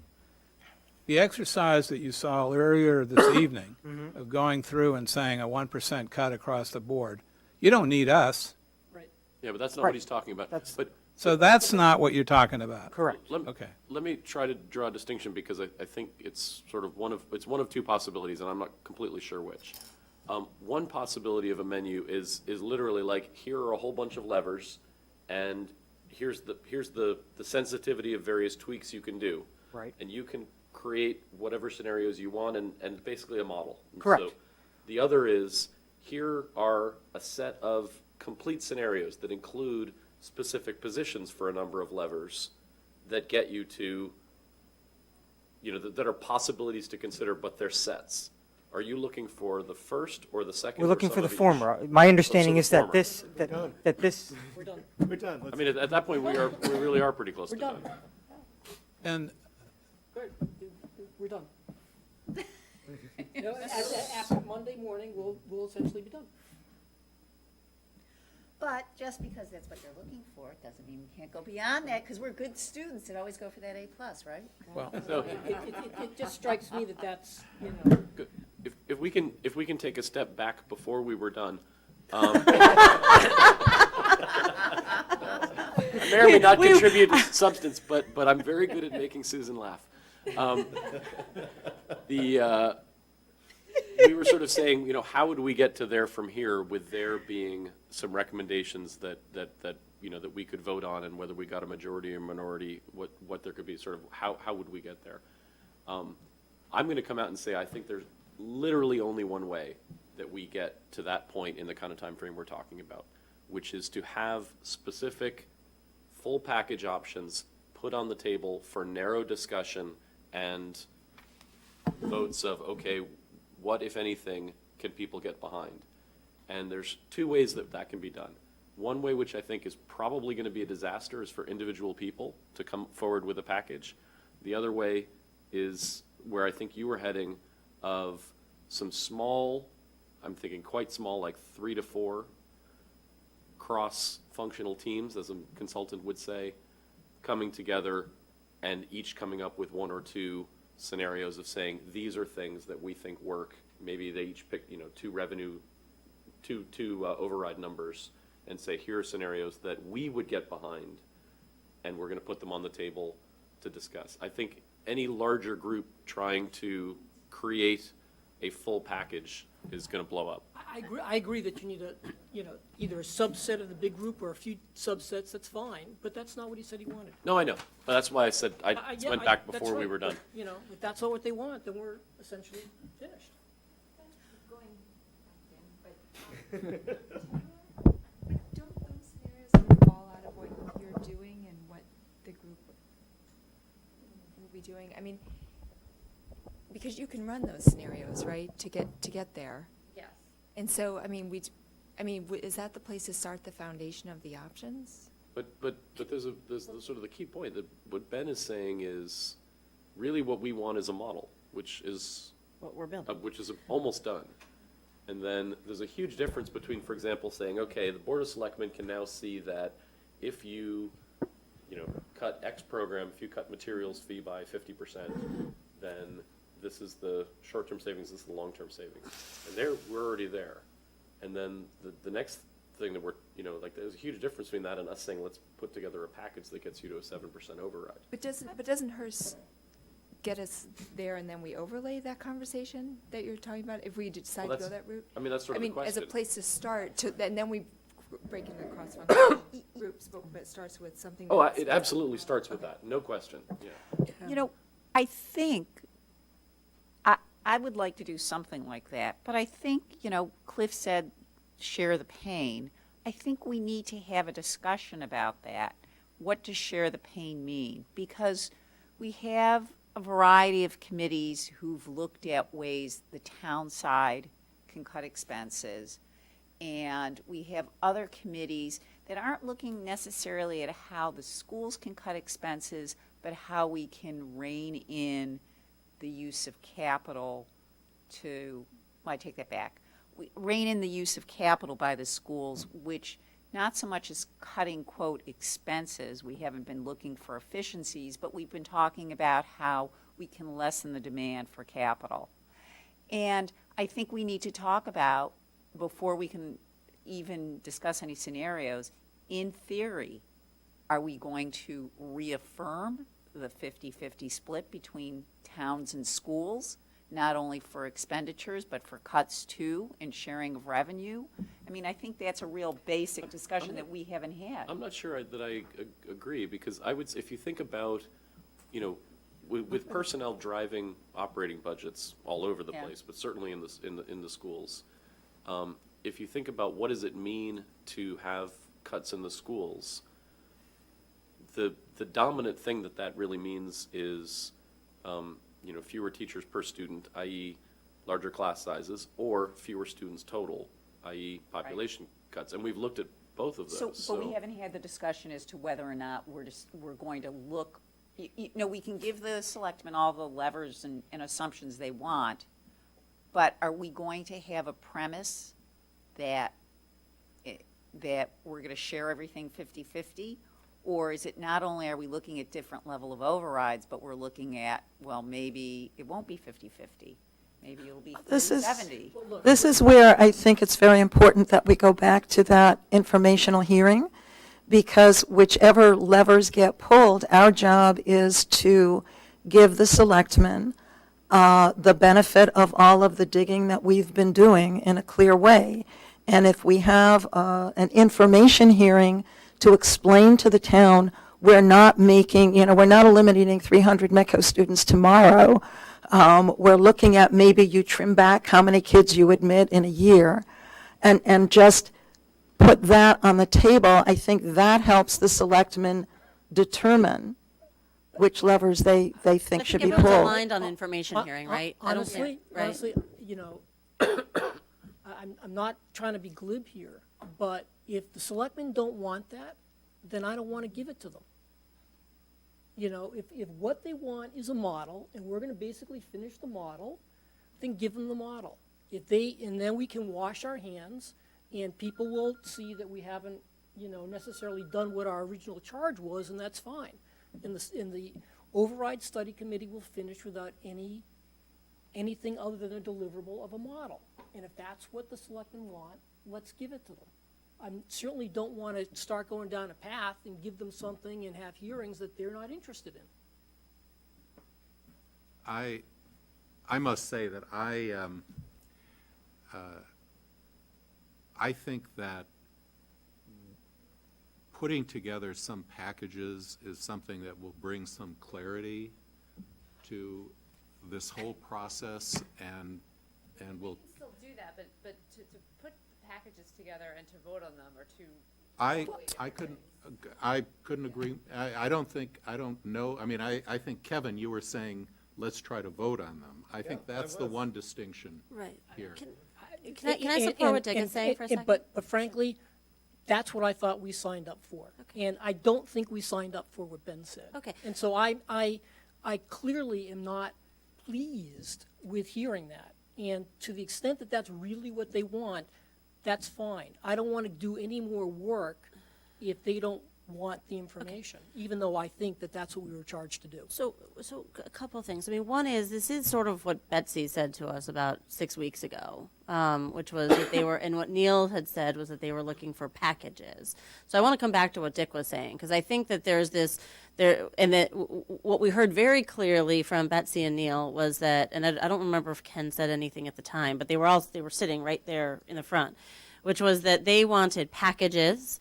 They didn't want a single recommendation, and they wanted to know, we hadn't yet finalized this idea of a model, but I think we were talking about it theoretically before we put it on the deliverables list, and they kind of liked that. So I guess maybe the question is, and this might be coming back to where Dick is, I mean, if one thing we could do is we could simply invite them to our next meeting, because our next meeting, I think, is going to be a readout of the model, right? It's going to be either we're done or we're not. Right? And so we can invite them and we can say, we heard you that you wanted, that, you know, Neil had said he wanted packages. Betsy said, make sure you don't come with recommendations of things that we don't control. So don't, I mean, I don't remember the word she used. What exactly did she say? She said something about, like, Basically, whatever we come with should be actionable. whatever we come with should be actionable. Don't give us so I think they've given us some things. Ben is giving us a sense of, you know, no, we don't want. I think I'm not sure I hear anything different what Ben's saying now from what they said before, but maybe there is. I'm not sure. So maybe just to sort of try to thread this needle, we can say next week we're going to be 80-90% of the way towards one vision of being done.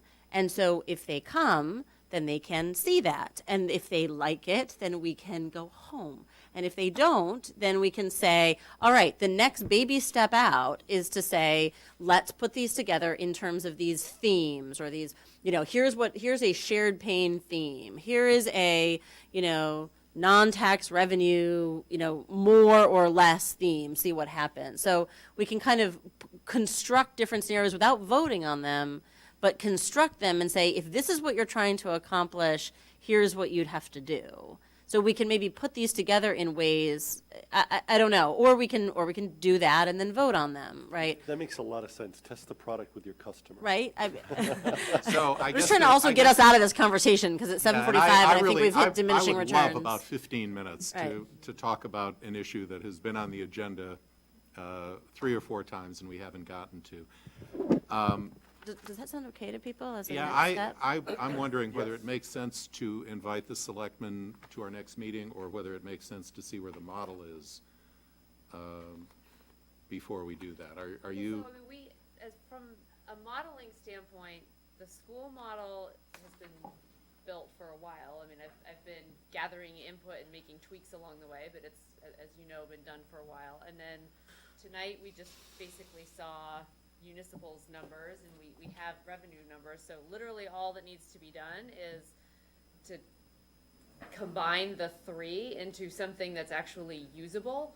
So, you know, for next Tuesday, I think that we can combine the three in a way that, you know, we can show people some example packages.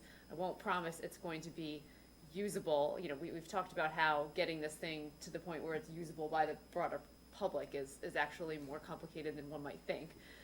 So I won't promise that by next Tuesday, definitely not. But can, you know, can we do the math before next Tuesday? Like, we're Just about there. something, Beth. Your Yes. model does not really address, for example, the capital issues, does it? Well, it does, because what I was given. Are you incorporating the stuff that the capital subcommittee did? Is that? Yes. Okay.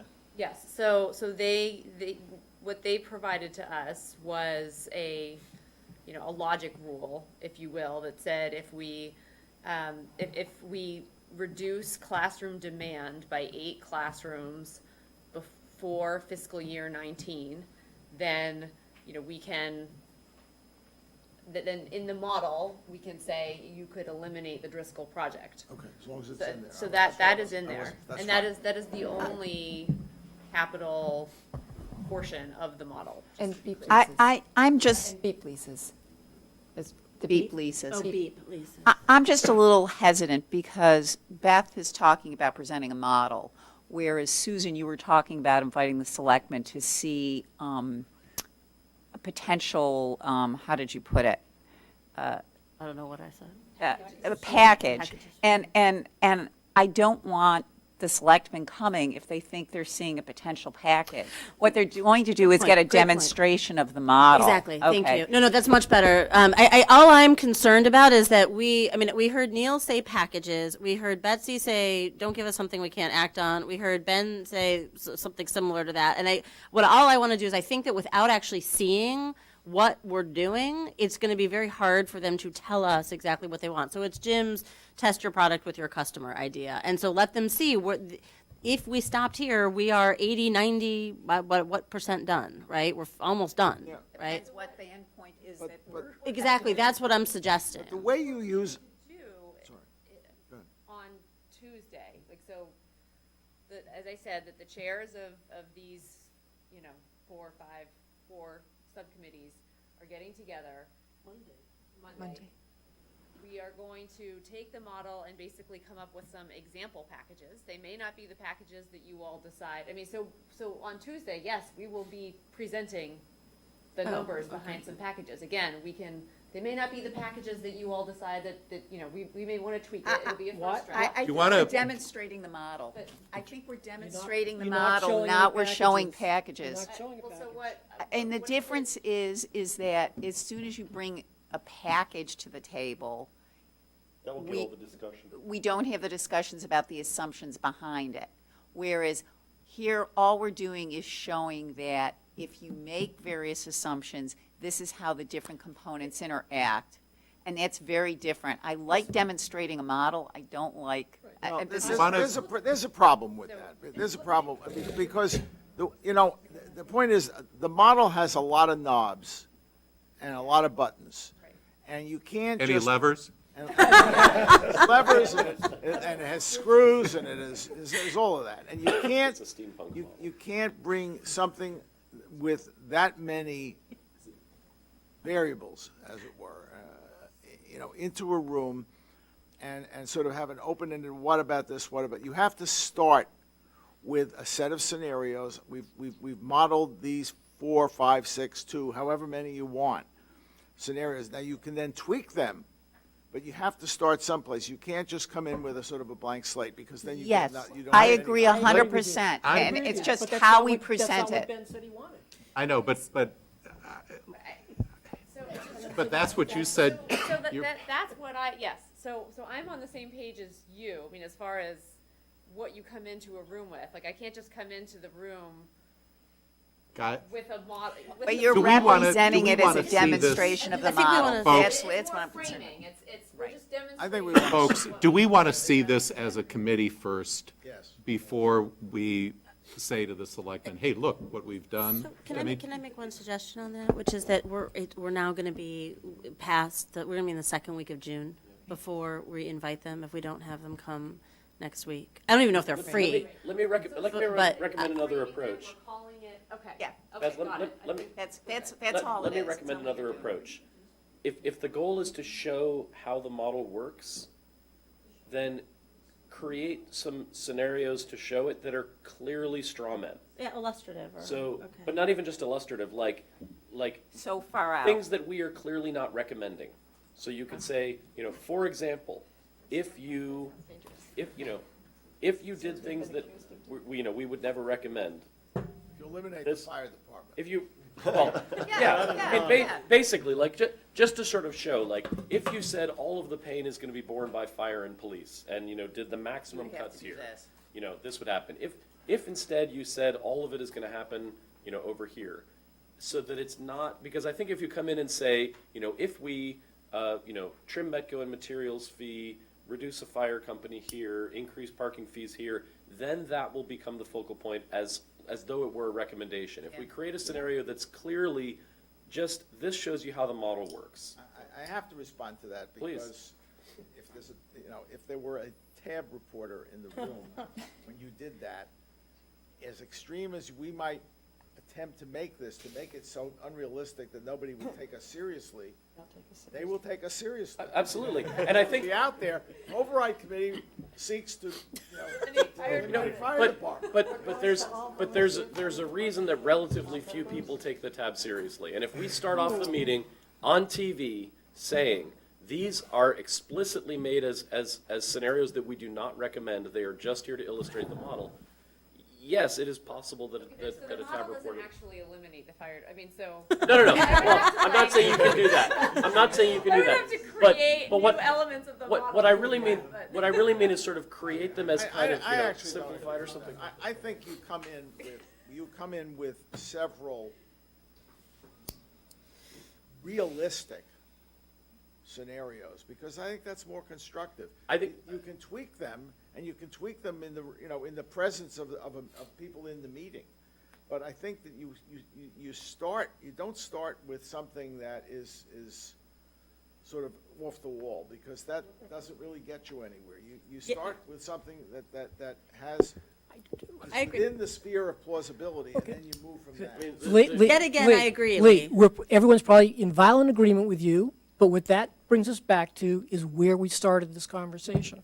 But that's not a recommendation. I guess that's the difference. So if you have Okay, there's no illustrations, You right, can't- I'm you- with Lee. You you can can't- do it without making recommendations, Cliff, can't you?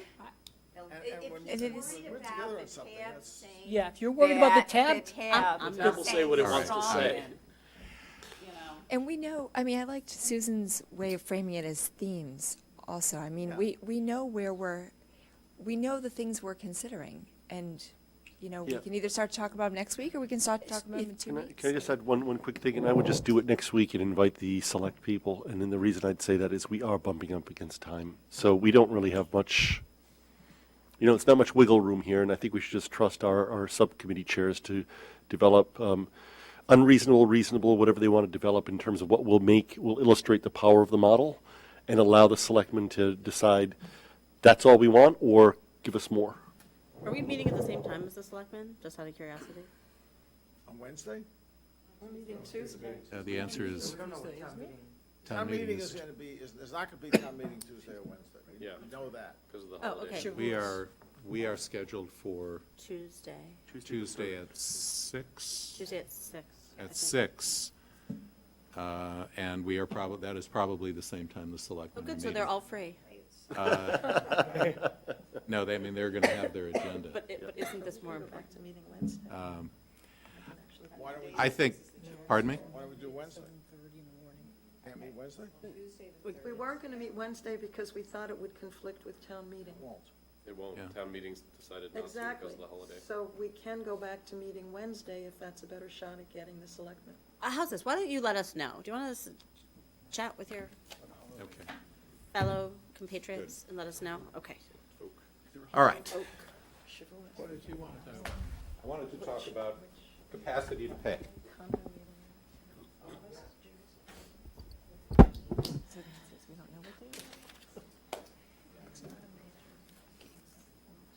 Oh, that's good because you did just my calendar.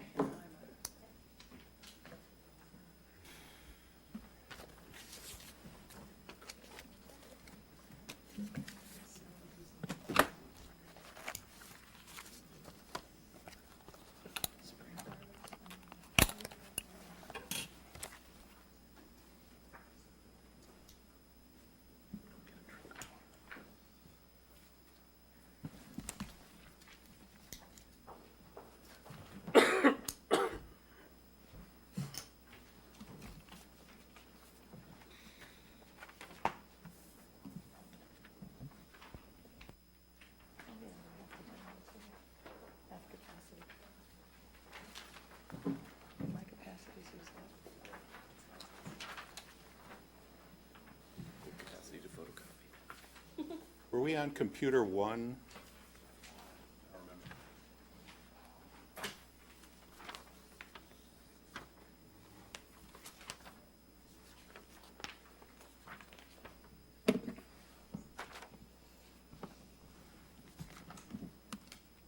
Come on.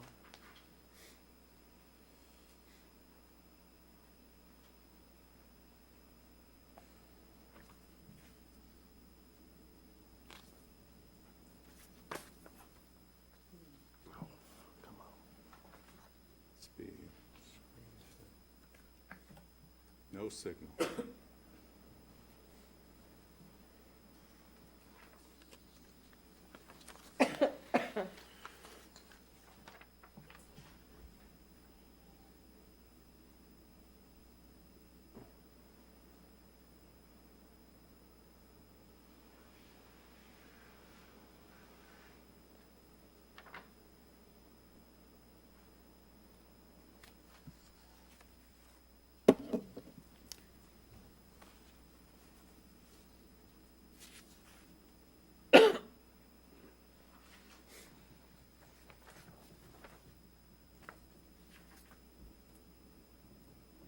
I know, we got it before. Pardon? You set it up for me. I know, and it popped up.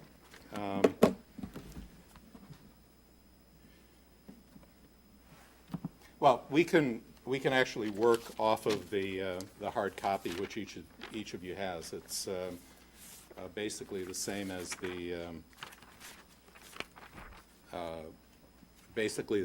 slides. One of the questions that we were charged by the selectmen with looking at is the capacity of taxpayers to pay for additional taxes. And the various subcommittee reports had some appendices that looked at some potential benchmarking against other communities. There are two categories of institutions that, or two categories of communities that past overrides have looked at, and also analyses in Newton looked at. There are communities that are considered educational excellence communities, Brookline and Newton among them, and then municipal benchmark communities, which are more similar to Brookline in terms of population, income, and so forth. And the first page that you have were some of the possible benchmarking communities that were included in the appendix to one of the subcommittee reports. What I've taken with that, the Department of Revenue provides the average single-family tax bill for communities. It provides the average residential tax bill, and those have been adjusted for Brookline to include the residential tax exemption, at least for the single-family tax. These are pretty extensive lists. So what I've done is basically to narrow them down, and if you go to the next page, these are the communities that were used by Newton when they did their 2009 advisory group benchmarking against other communities. And just to put this in perspective, the top category of communities are the educational excellence benchmark communities that Newton picked. The bottom are the core municipal benchmark communities that Newton picked. And basically among the educational excellence communities, the median household income, this is from the 2012 American Communities Survey, in Brookline is about $95,000. The average of the other educational excellence communities is $137,000. We are 10th among those communities in terms of our median household income. Our average single-family tax bill is third among the educational excellence communities. The average residential tax bill, and this includes single-family units, condos, apartment buildings, are included in this. We are 10th in that metric. And what I've also done is taken the median gross rent from the American Community Survey in Brookline relative to the other communities, and we are fourth in rent among those communities. At the bottom are the municipal benchmark communities that Newton picked when it did its citizen advisory group study. Here, Brookline is slightly below the average of the other communities and the median of the other, the average of the other communities in its median household income. We are 6th there out of 9 communities. Again, the average single-family tax bill is the highest among those communities. The average residential tax bill is slightly below average in those communities, and our rent is the second highest, median gross rent is the second highest among those communities. And these... Can you just explain how the municipal benchmark communities were selected? What was the criteria? The explanation is basically communities, and this here, in this case, I just picked the ones that Newton used. How about on the previous page? The previous page, we're in, I think, a revenue Yeah, so subcommittee report. It Yeah. was a combination of communities that we looked at that we have referred to in the past. So in the efficiency committee reports and school benchmarks and the last override. So it was those, as well as just sort of pressure testing against essentially 3 things: population, household income, and also sort of similar high credit ratings. Okay. And so it was a combination of those things, and it sort of narrowed you down into those communities, but really with a recognition that there isn't any community that looks just like Brookline. I think on every single one of those dimensions, you know, every other community has some differences with us. Yeah. Oh, and it's also geographic proximity. Sorry, that was the last one that I forgot. And I think Newton, to go to the second page, the shorter list, Newton looked at similar It was, because I sort looked of broad at, I issues, looked yeah. at theirs when I compiled my list as well. Right. Go ahead. This is Beth's report. Among several characteristics considered were geographic proximity, population size, income per capita, and high credit rating. So these are the numbers. The numbers are fiscal year 14 numbers, obviously before any override in terms of the tax bill. As reported by the Department of Revenue, the first and last columns are 2012 numbers, the most recent year available, using U.S. Census figures from the American Community Survey. So then we go to the next page. Dick, before we move off, Pedantic, it's the 2008 to 2012 American Community Survey. Right, It's or a- it's the 2000, average yeah, over some of a- them are over a 3 years, 5-year yeah, it's or 5, 5 year. yeah. Actually, there are actually some that are reported as 3-year numbers, some as 5-year numbers. I'm not sure These are fine. what this is. Got Yeah, it up in front of me. okay.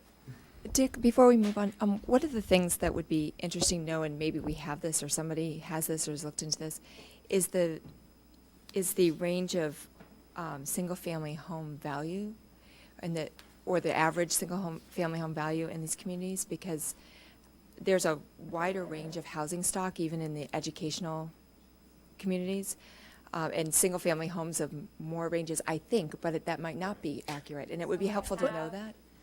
For all of those benchmarks you just listed, Yep. I have the average assessed residential value. And for Brookline, it's, in 2014, it's 895,000.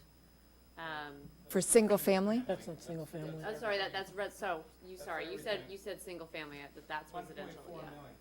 Right, which I would, I mean, anecdotally, I don't know this to be true, it would be interesting to know that I think just our values are much higher, which would translate to why our single-family home taxes are higher.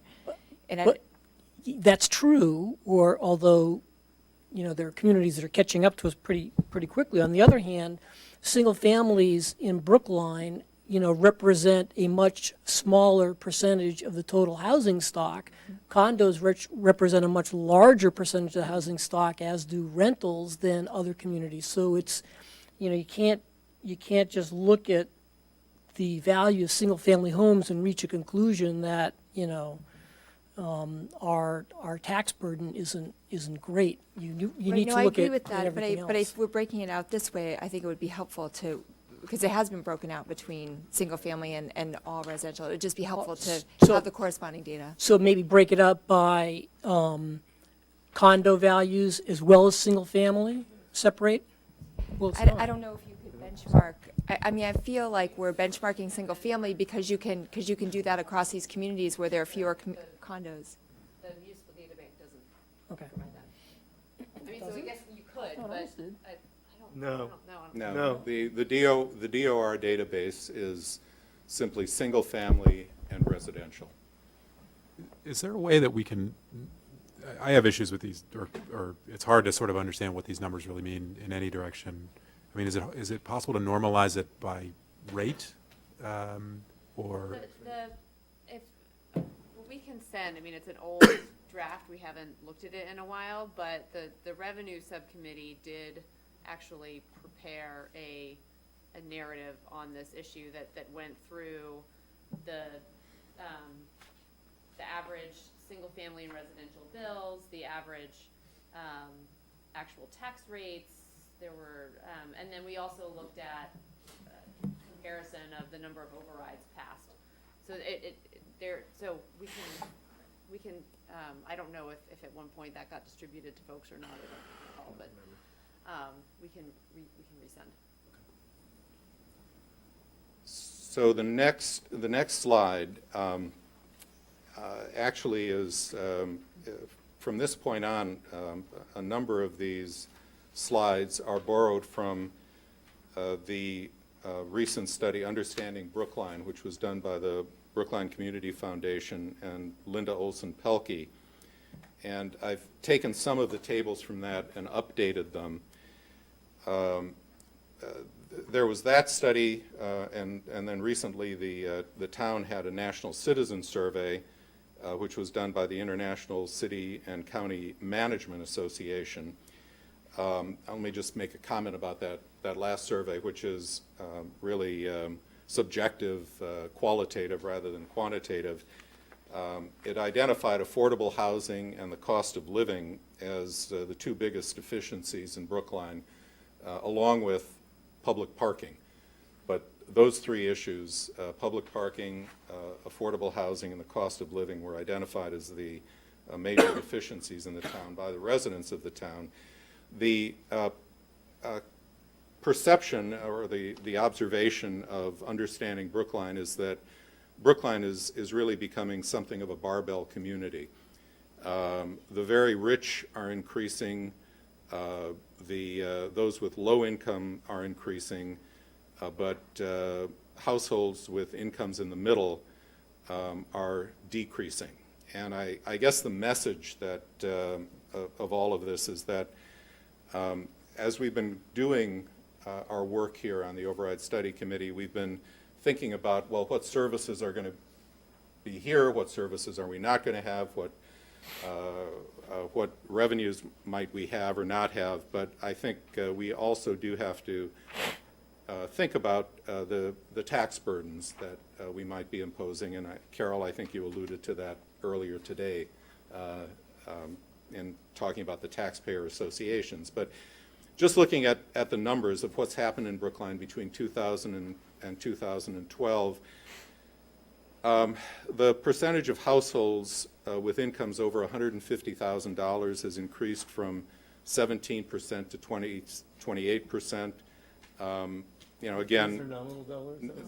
these are not inflation adjusted. These are nominal dollars. By the same token, the numbers of those between 35,000 and 100,000 have fallen from 41% to 30%. That sort of middle group of people.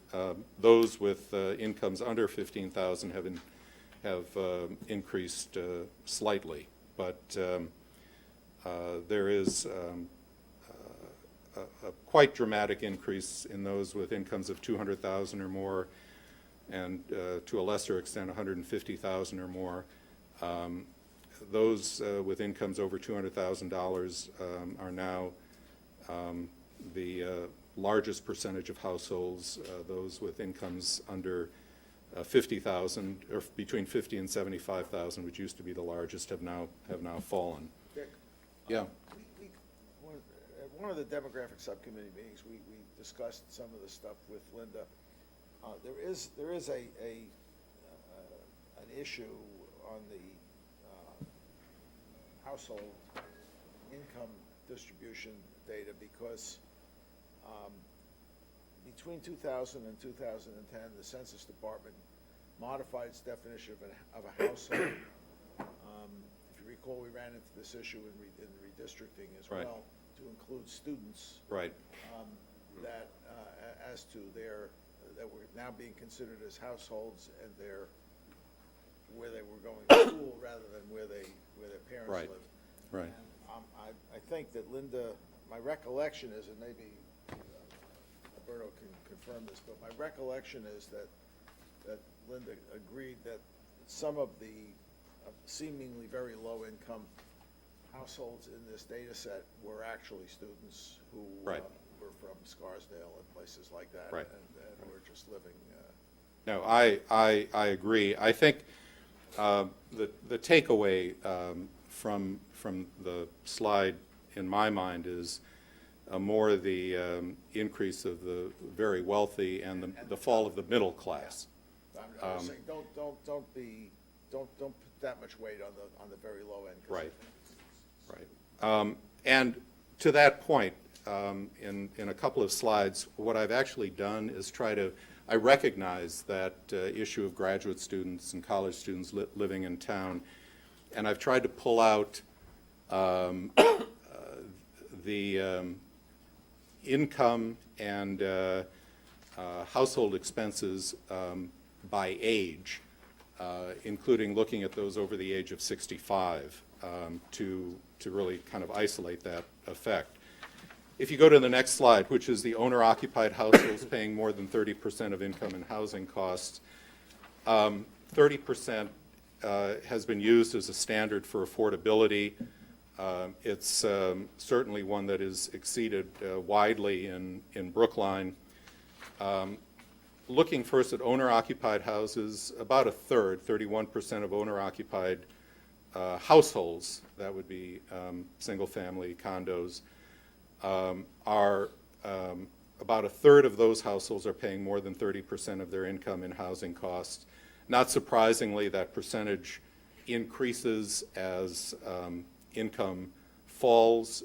About 80% of those with household incomes of less than $35,000 are paying more than 30% of their income in housing costs. Dick, do we know how that compares to peer communities? Pardon? How it compares to peer communities? No. Okay. These were numbers that I was really looking at the Brookline percentages. The next slide is the renter households. About half of renters are paying more than 30% of their income in housing costs. Again, not surprisingly, as incomes are lower, those numbers rise to 70 and 80% for those making between 50 and 75,000, those making less than that. So the burden, the housing cost burden on residents in Brookline is, I think, something that we have to be cognizant of as we go forward. As Lee noted, and as was noted in Understanding Brookline, there are college and grad students as well as families in the mix. So what I do on the next slide is just pull things out by age and just focus on the elderly. And, well, I don't want to use the word elderly. Older adults, On those over the age of 65, Older some of whom are adults. very youthful. older adults, The more senior adults. older adults. Get off my Six- lawners. Under 65 and those of us 65 or over. Older One thing that was actually sort of surprising to me, for owner-occupied households, 30% of the households under the age of 65 are paying more than 30% of their income in housing costs. A higher percentage, a little over a third of those 65 or over are paying more than 30% of their income in housing costs. And that, I had assumed that for owner-occupied units, as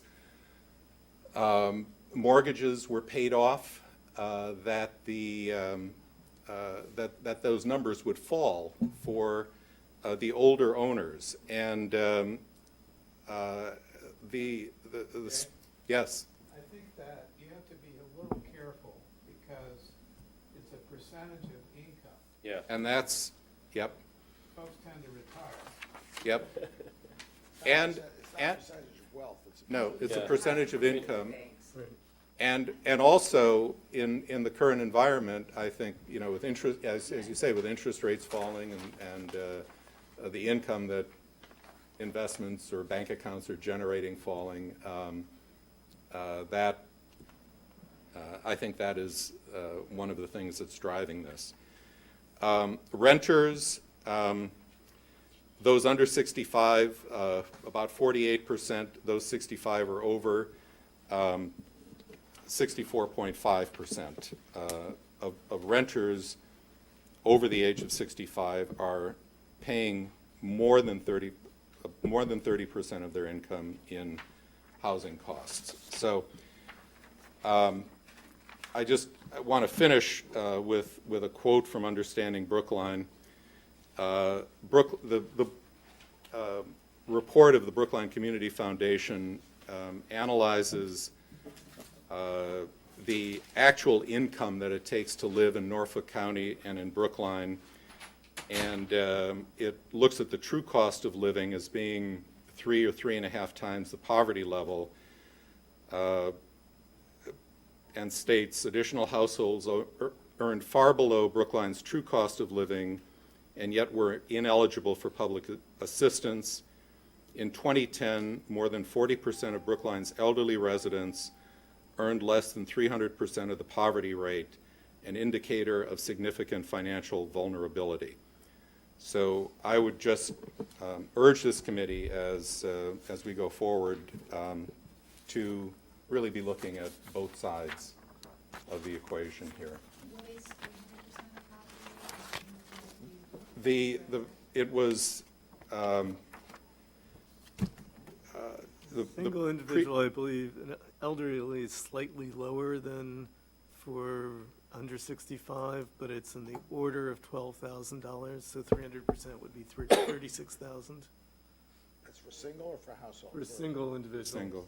Elderly individual. In 2010, the federal poverty threshold was $22,050 for a family of 4. And what understand, Under 89,000 and under 90,000 would fall within that. Here, it's, For a what are family you, of wait, what are you 4. asking? Family of 4, what do you want? 100% of the federal poverty level, Currently about 23,000. 23.8. yeah. That's scary. So 300% is not over It's 69. For a family of 4. For a family of 4, it's 24,000, so multiply by 3. That's 72. Does anybody know, I'm just really trying to understand this, if you're in public housing or subsidized housing, how does increase in taxes flow to you at national? It's tied to your income level. What you pay is tied to your income It level. doesn't move.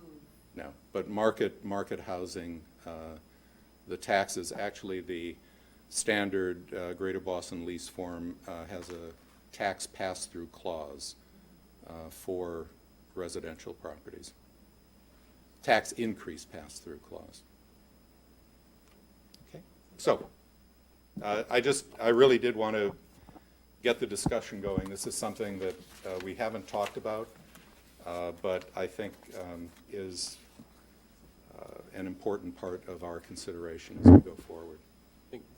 One of the deficiencies of the public hearing was that, while we heard from everyone about not cutting whatever it is they were most concerned about, there was almost no discussion at all about the tax consequences of the override. And if we have any sort of informational hearing or session in the public, I think we do have to address what the various potential options are going to cost.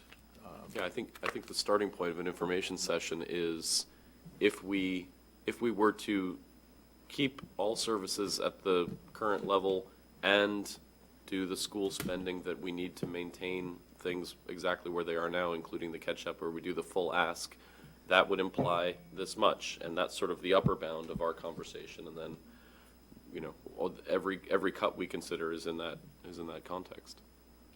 I'd like to make a few comments. I mean, first, it's very difficult to answer the question of affordability. Brookline is extremely unusual in how skewed its income distribution is. It's unusual in the degree to which it has a progressive property tax, progressive in terms of property wealth, not necessarily, although they tend to be correlated with income, not. I mean, the residential exemption. Right. If you were to put down per capita income instead of median household income, Brookline is actually higher than Newton.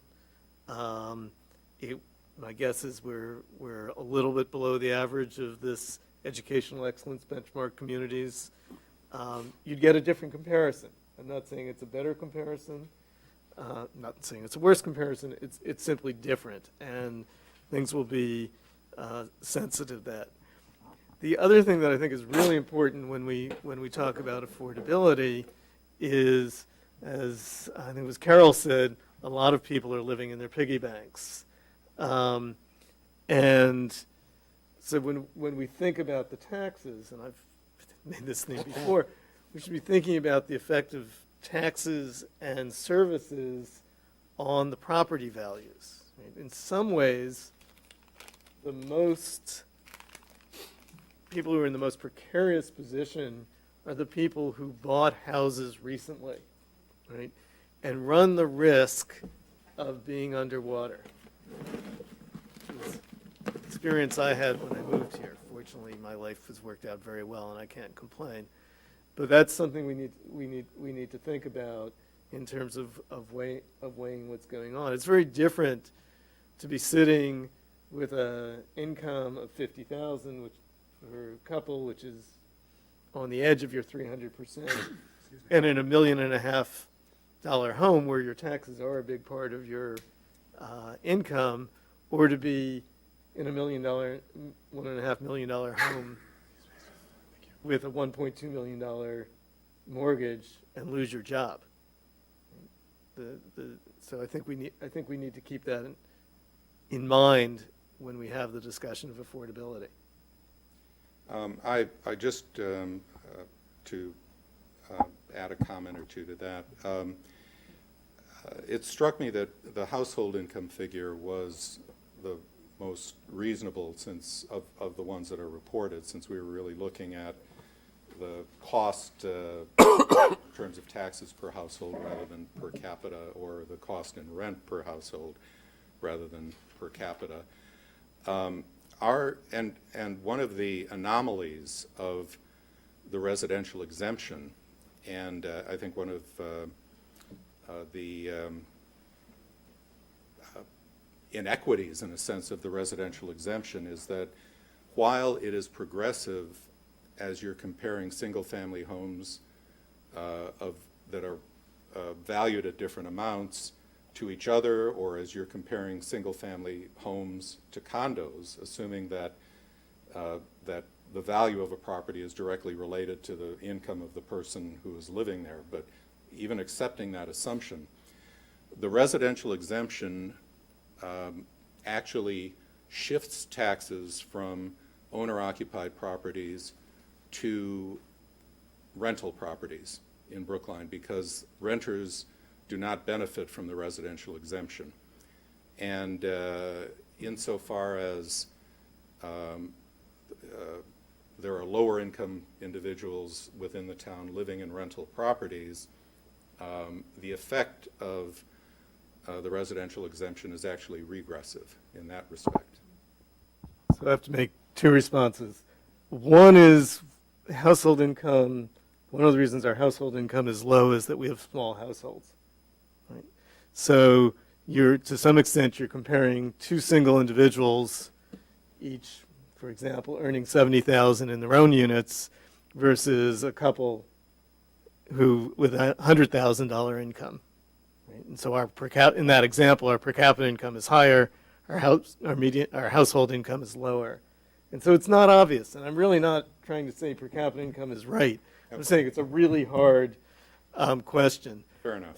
The other thing is to whether or not the shift of the property tax to rental property is regressive or not depends on who pays the property tax. Right? And to the extent that renters are fairly price sensitive and will move among communities, the economic theory would suggest that it is the rental property owners who, in the long run, pay the property tax. Now, that may or may not be correct, but rents move a lot from year to year, and people tend to sign new leases every year or have them roll over. So I think there's a reasonable expectation that the shift to the rental properties is a shift to the rental property owners, not to the renters.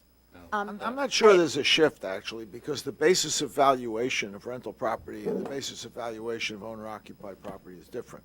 Rental property is valued based on rental income, whereas owner-occupied property is based on the number of bathrooms and the number of fireplaces and things like that. When you say there's not a shift, you mean a shift between rental and... I'm saying that in other words, yeah, I'm not sure that merely because the residential exemption exists, that necessarily shifts the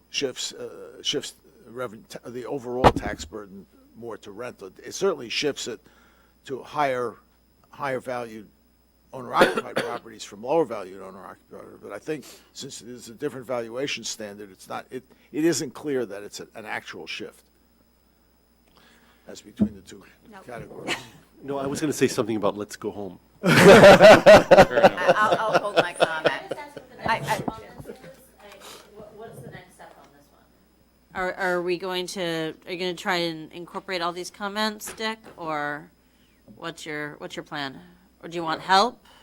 What do you want to do? Certainly the revenue subcommittee had started down this road, and the issue obviously got pushed aside as we were looking at other issues.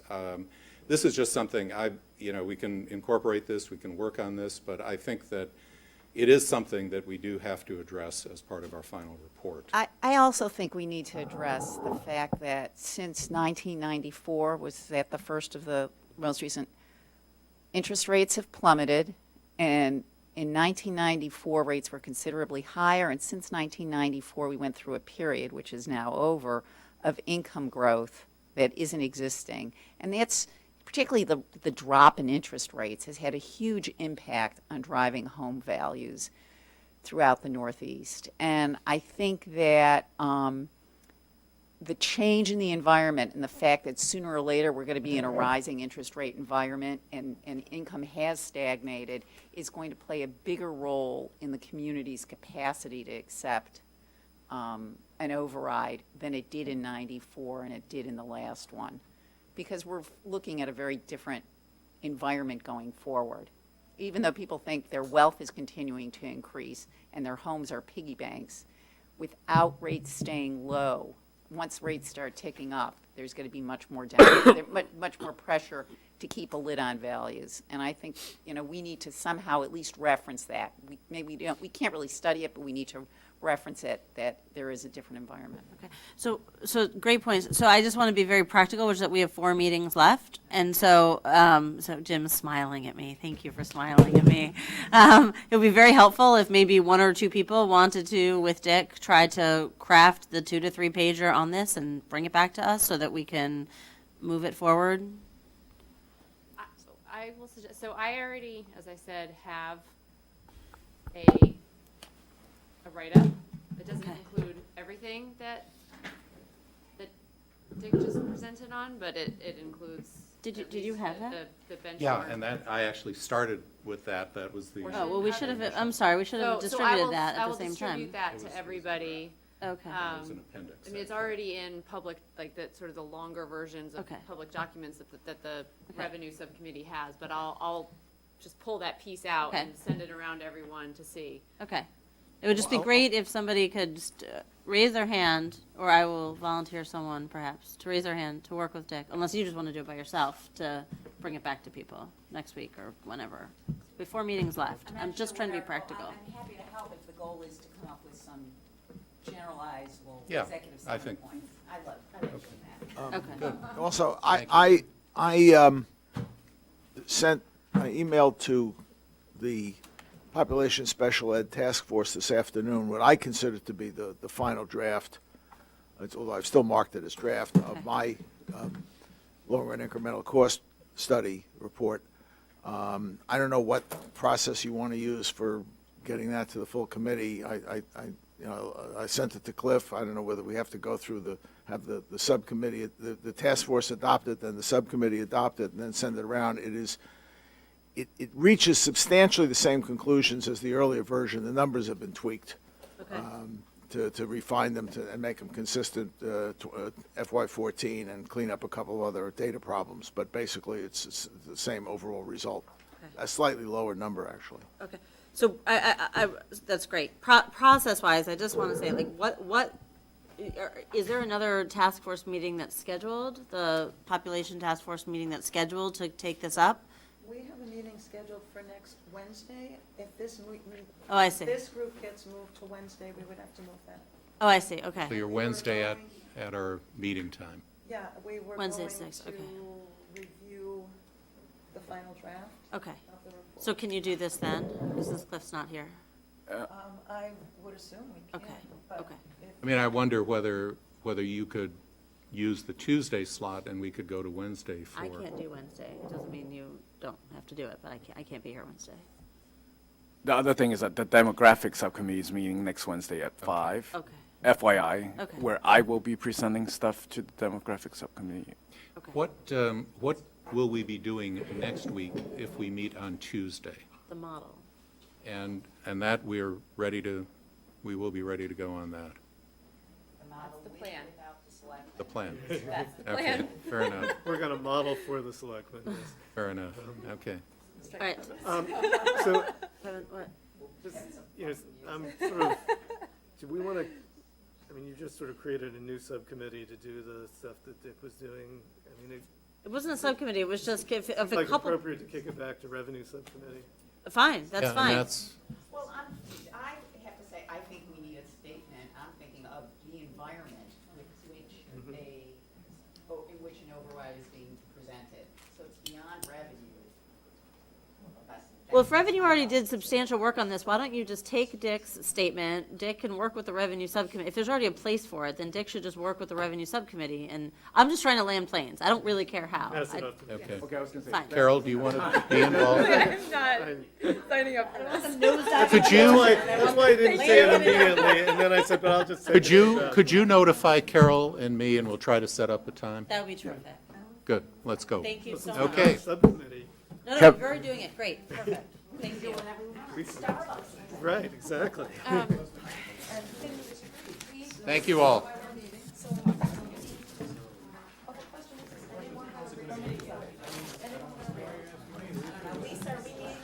welcome to the show. When he has a family emergency.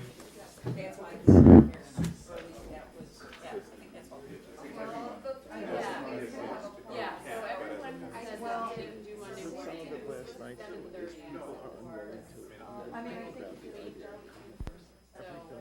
Everything's off the table. Won't talk about cutting Metco, we won't talk about cutting. Yeah. So, Your perception is that people just want to keep the status quo. We want to see the status quo until they find out how much. yeah, that might, And yeah, yeah, so, I think it's, I really, this has been, Susan, Because the town, the voters are the school committee has simply got to yeah. to back off of anything. You know, It'd be very intimate. we don't need dress code if we can slight increase in class size. Typically, we use I mean, so, 4 or 5 years new admissions, like for materials fee, ultimately said we met go down to 200 from 300. yeah, like I said, this is the so, for final deliverable, is it okay if our narratives are all piecemeal in like different subcommittee reports, or do School we have committees to is just, get like a story of what we want? nobody's willing to vote. And the voters, you it's a big crapshoot. The voters turn a thing down and you're really in trouble. But, There was, yeah. So it's gonna be us four?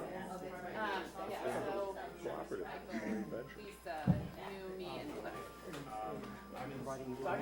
No, I mean, we're sitting here talking about eliminating. I'm